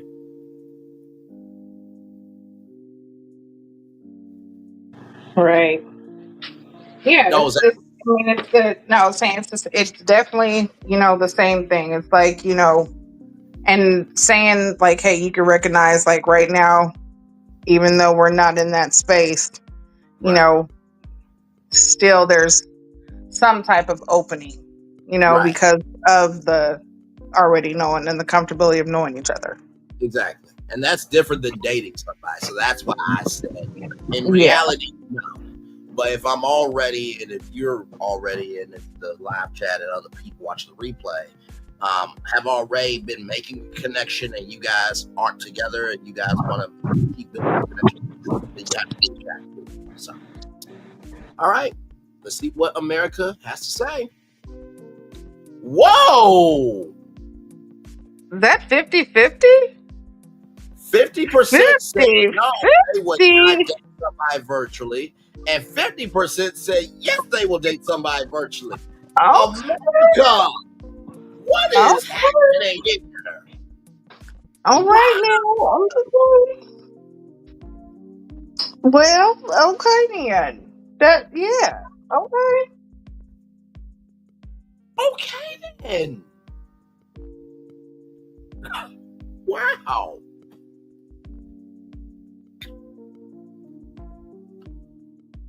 Okay. Gigi, tell me why I feel like we are in our own episode, The Never Ever Mets. Like, they had the bomb dropped on them, and we're having the bomb dropped on us in our own episode 2 of an after show. Like, what the fuck is going on?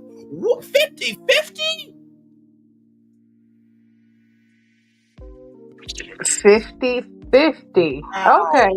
Like, y'all, that's right dab in the middle. I'm switching side to side. There ain't no point higher than another. It's just smooth like butter. Wow. Yeah, wow. That is okay then. Let's see how this poll turns out. How long would you date someone virtually? Now let's recognize some things, okay? Aaron H and Diamond dated for like 4 years. No way, I think it was Josh and Shay that dated the longest, and then it was Aaron H and Diamond, I think. On this show, it is Charlie and Jared, right? So we have couples in all ranges, right? Mm-hmm. And if we all remember Greg and Millie, who lived in the same damn city.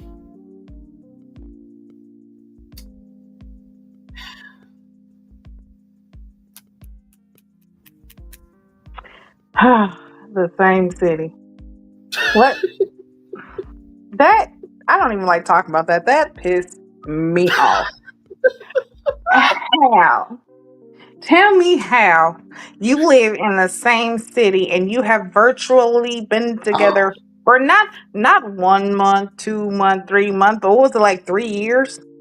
I think it was about 3 years, yes, if I'm not mistaken, yes. And you're in the same city. Not. Now listen. Now we didn't say just the same state. No, you're in the same city, Right. and you're telling me y'all have not met for 3 years, and you're dating virtual? No, listen. Uh, mm-mm. That good 9 to 12 maybe, but anything after that, that's now you pushing it. You pushing it. You know what? That's how I'm feeling too. I feel like 9 to 12 because, sometimes life is life, right? And I feel like if life is lifing, you add an extra cushion, maybe of an extra year, but only in Gigi. You can push back if you're feeling away. But I feel like that extra year of cushion should only be for if your partner has proven themselves worthy enough for an extension. Yeah, honestly, in this day and age, you got a good 6 months, okay, before you really know how a person is. After 6 months, if you find out that they have been hiding stuff within them first 6 months, they're going to hide stuff for the next 6 months. So why would you continue?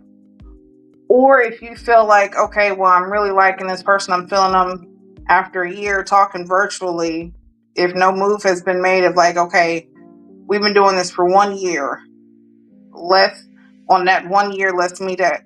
If it's a problem and it keeps becoming a problem where we can't meet up, no, because something's off. Okay. Like you will see signs and flags that'll let you know, like, nah. And honestly, just honestly, who has time to waste? Time is the one thing you cannot get back. Why are you going to waste it? I agree with you. I was just playing devil's advocate because, life can be lifing sometimes. Even when you have even when you have everything in place. So that's why I was saying only that year extension if they have proven themselves worthy enough and you feel the consistency matching in their action. So that's why I was saying for that. You know what I mean?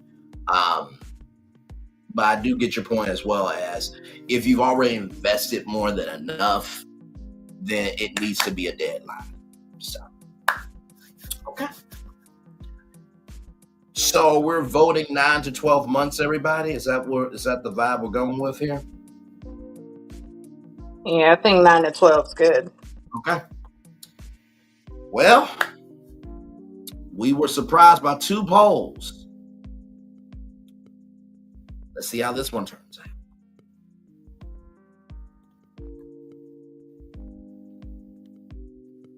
Okay.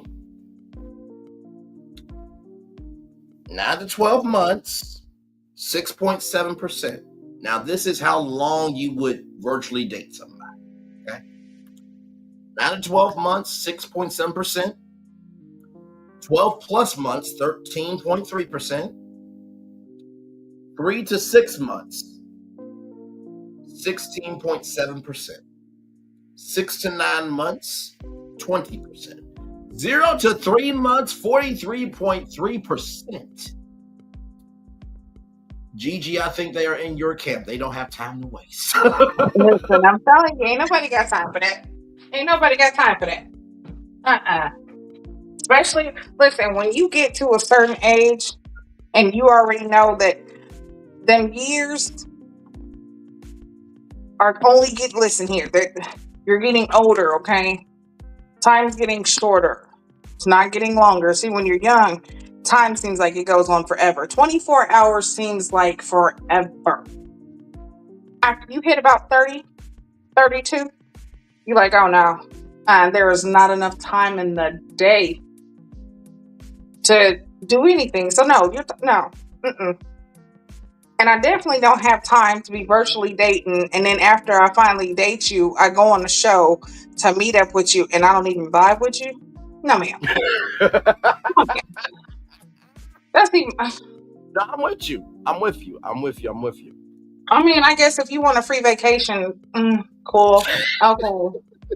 But other than that, you wasting time, honey. What are you doing? Like, you know what? I'm gonna stop because this is just the thought of time being wasted. That is so disrespectful. And it's even more disrespectful when not only is your time being wasted, but you're there wasting someone else's time. When you're sitting there with somebody who's actually putting in their time and their energy and effort into you, and you're not even reciprocating that, Alicia, it's a problem. It's a problem. But yeah, You say Alicia, huh? I you know, not naming no names, but Alicia. Oh my Lord Jesus. Y'all, But yeah. this is what we do. It was only an hour episode, and we made it a 3-hour soiree. That's what we do. But also too, I feel like the only reason why it has become 3 hours is because, for one, when you have people who are good people connect on good energy. Number two, you see how deep we went with the show and gave you that media perspective. And number three, we incorporated the weekly poll and the bonus polls to extend the conversation. All of this complements this episode. So now when you watch episode 2, you're like, damn. Okay, you know what? I see what Braylon and Gigi are saying now. Wait a minute, I'm pushing back a little bit. But it's not just an hour, 30 minutes, and you're done. Not saying we can't do it because we do it very well. But the fuller the experience, the fuller your perspective will be.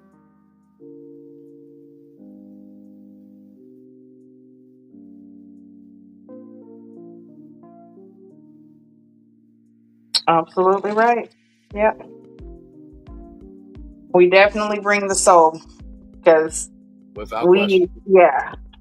over 3 hours on a 1 hour episode, but we brought it. But that is the end of it though, because yes, indeed. Listen, we have pushed it out and definitely have given a lot of perspective when it comes to it. Can't wait to see what happens next week. Lord. Yeah, this is definitely going to be one. But I'm out of here. Got to make dinner. So, all right. Love you, my friend. We'll talk soon. Love you guys. Love everybody. Mwah. Right back. We will see y'all. We will see y'all next time. Yes, indeed. Later. All right, everybody. One love, much love, all love. Feel the love and send it right back to you. I'm going to read the Daily Motivator for you all, and we will head on out of here. Whoa, what an episode. Oh no, we always try to give you something good at the end of every show. The act of compassion begins with full attention, just as rapport does. Daniel Goldman. It's time for Day Motivator for Saturday, April 12th, 2025. Design your life. Design your day, design your season, design your year, design your life, then follow through and do the work to bring your design into being. Know at the beginning where you intend to end up. Be clear about the details of your design and the reasons why they matter. As your design unfolds into reality, if it's not living up to your expectations, learn, consider, and adjust. The whole point is to have an objective in mind, one that is meaningful and satisfying. Though your plan won't always go according to plan, you'll always have a way to determine whether you're making progress or not. When there's a specific design, you're able to figure out how to implement it in your life. Powerful, purposeful living requires a clear and compelling purpose. Set your sights on an intentional design and feel the energy of your purpose as it carries you along. What's the most amazing, fulfilling design you can imagine for your life in the time that stretches in front of you? Go ahead, imagine it and live the way you are meant to live. Ralph Morrison. Woo! Let's talk about it. I think we talked about that tonight with the Never Ever Mets and my good friend GD9 there.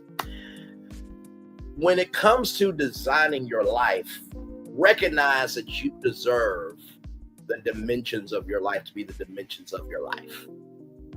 You know how you make a floor plan for a house, and you want the room to be this big, and you want it to be this wide. If the dimensions of your life are too big for somebody, guess what? That person's not meant for you. Somebody who loves you for you will accept the dimensions of the life plan that you have drawn up for yourself. That's the first thing I'll tell you. The second thing I will tell you is you'll always have a way to determine whether you're making progress or not. A lot of times when you are building a house, a lot of people get excited for the house being done, but they're not really willing to stay in it for the construction. If they are more excited about tile being put up than a permit being approved, watch that. Because guess what? Before the tile can go up, you gotta get a permit to start construction. That's the second thing I'll tell you about designing your life or designing life. And finally, go ahead, imagine it, and live it the way you are meant to live. Go ahead, imagine it, and live. Go ahead, imagine it, and live. What does that mean? Quit trying to wait on stuff. Now, there's a caveat to that. If you are moving towards something that it takes time, energy, and commitment, don't you fuck up that process just to get to the end. Don't you do that shit. But if you want to go to Disney World, if you want to go out to the beach, if you want to do something that makes you happy, go ahead. If you believe you can be the next person on Shark Tank, imagine it. If you believe you can be a great mother, imagine that in your head. Go to Babies R Us and buy some baby clothes. Just put them in a special drawer. And so when things get hard, you can just pull out that drawer and be like, you know what? I'm going to be a great mom one day. All the fellas out there, buy some little Jordans. Okay, well, if you're dating somebody, maybe you don't want to buy Jordans because you don't want to hear their mouth. But still, buy some baby shoes. And put that, in the closet. I say, I'm going to be a great dad one day. If you want something, do what it takes to imagine it. And finally, live. If you've done all the work, live it out. Like Gigi said, time is the one thing you cannot get back. So if you can't get it back, you might as well spend it to the maximum capacity that you can. And with that being said, everybody, it's time for the best outro on YouTube. Know what you do and do what you know. Never say you weren't born special, because you were always born a blessing. And trust, you may not be where you want to be, but by the end of it, you'll be where you need to be, doing what you've been chosen to do. Why is one thing to call yourself? It's another thing to be chosen. One love, much love, all love. We have spent time with you. You have spent time with us. And hopefully, by spending time together, we're also to be great together. And always remember, whether you're doing radio, television, YouTube, living your best life, or maybe you're just recognizing that, hey, if you can't be open to yourself, then maybe you should be by yourself. Make sure the replay is not just for you to watch it, not just for you to listen to it, but for you to experience it again. I love you. I value you. I embrace you all. Always remember, receive love, you gotta give it, or receive love, you gotta give it, or receive love, you gotta give it. Wherever obstacles you have overcome, wherever successes you have achieved upon this particular day, we are extremely proud of you, but no one else is proud of you. Be proud of your damn self. And finally, y'all, listen. Sometimes the reason why you are so broken is because you allow yourself to stay broken. Sometimes the reason why you are so broken is because you allow yourself to stay broken. Sometimes the reason why you are so broken is because you allow yourself to stay broken. If you want to be healed, do the process of what it takes to do. Commercial break and fireworks coming your way for the day that was, for the day that's coming, for the blessings that are on the way for you, me, all of us, as a society, as a people, and as a culture. We feel the love, and we send it right back to you. Y'all have a wonderful rest of your weekend. Bye, everybody. Love y'all. Bye-bye.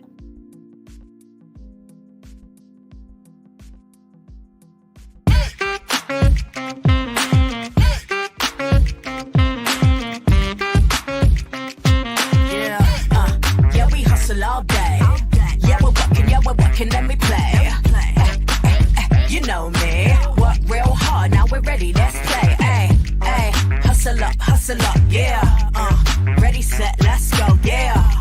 Hustle up, yeah. Ready, set, let's go. Turn it up, turn it up, turn it up, turn it up a little louder.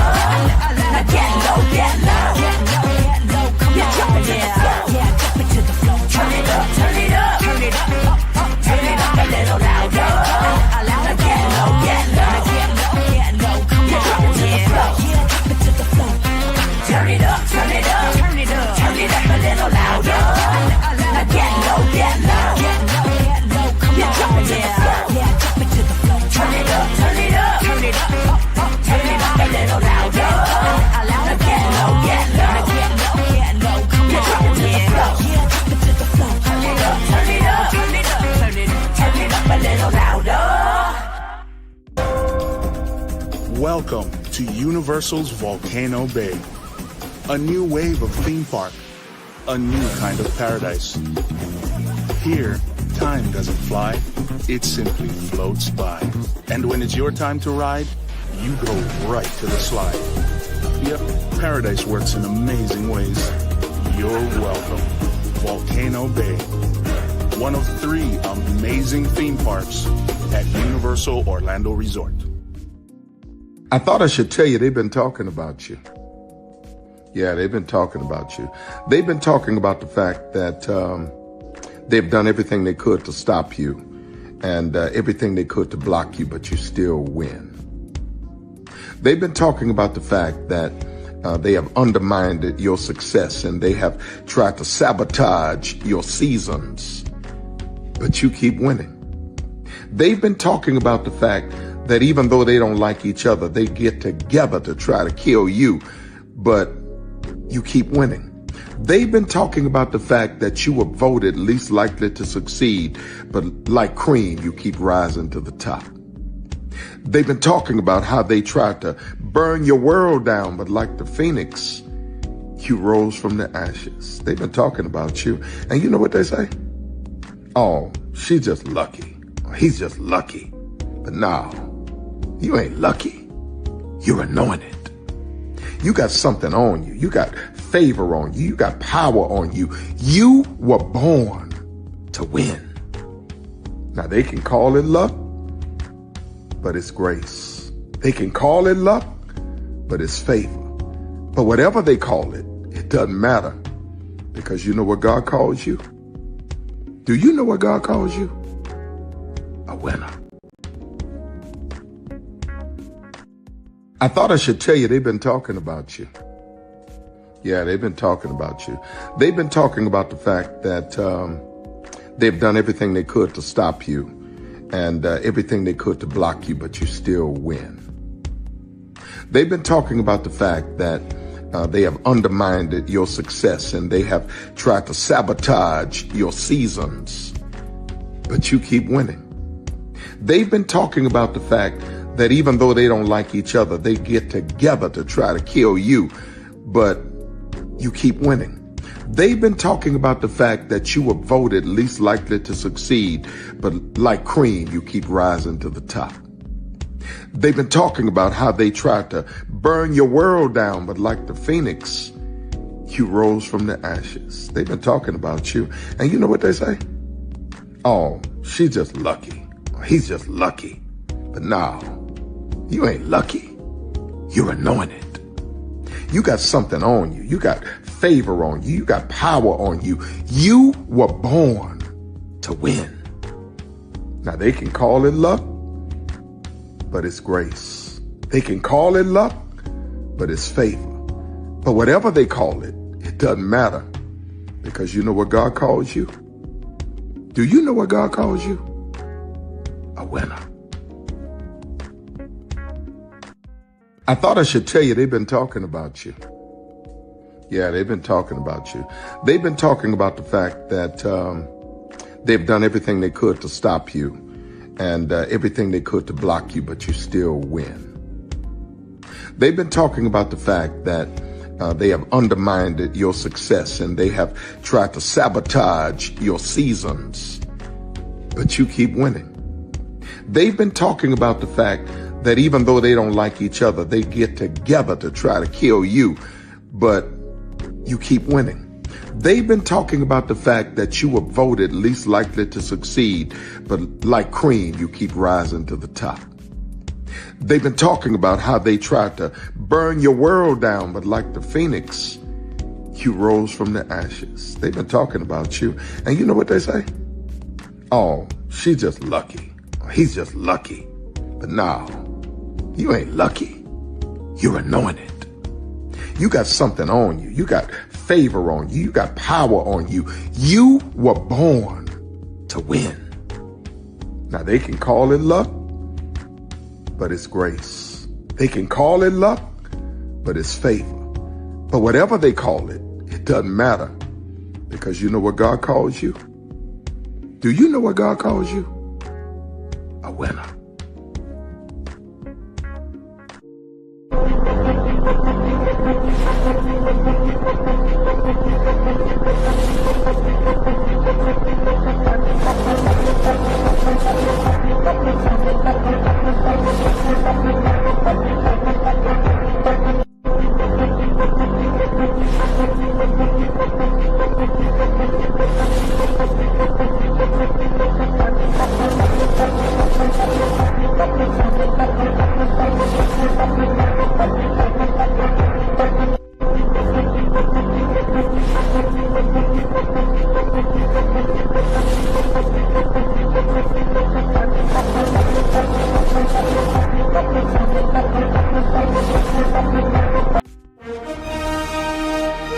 Prepare for a journey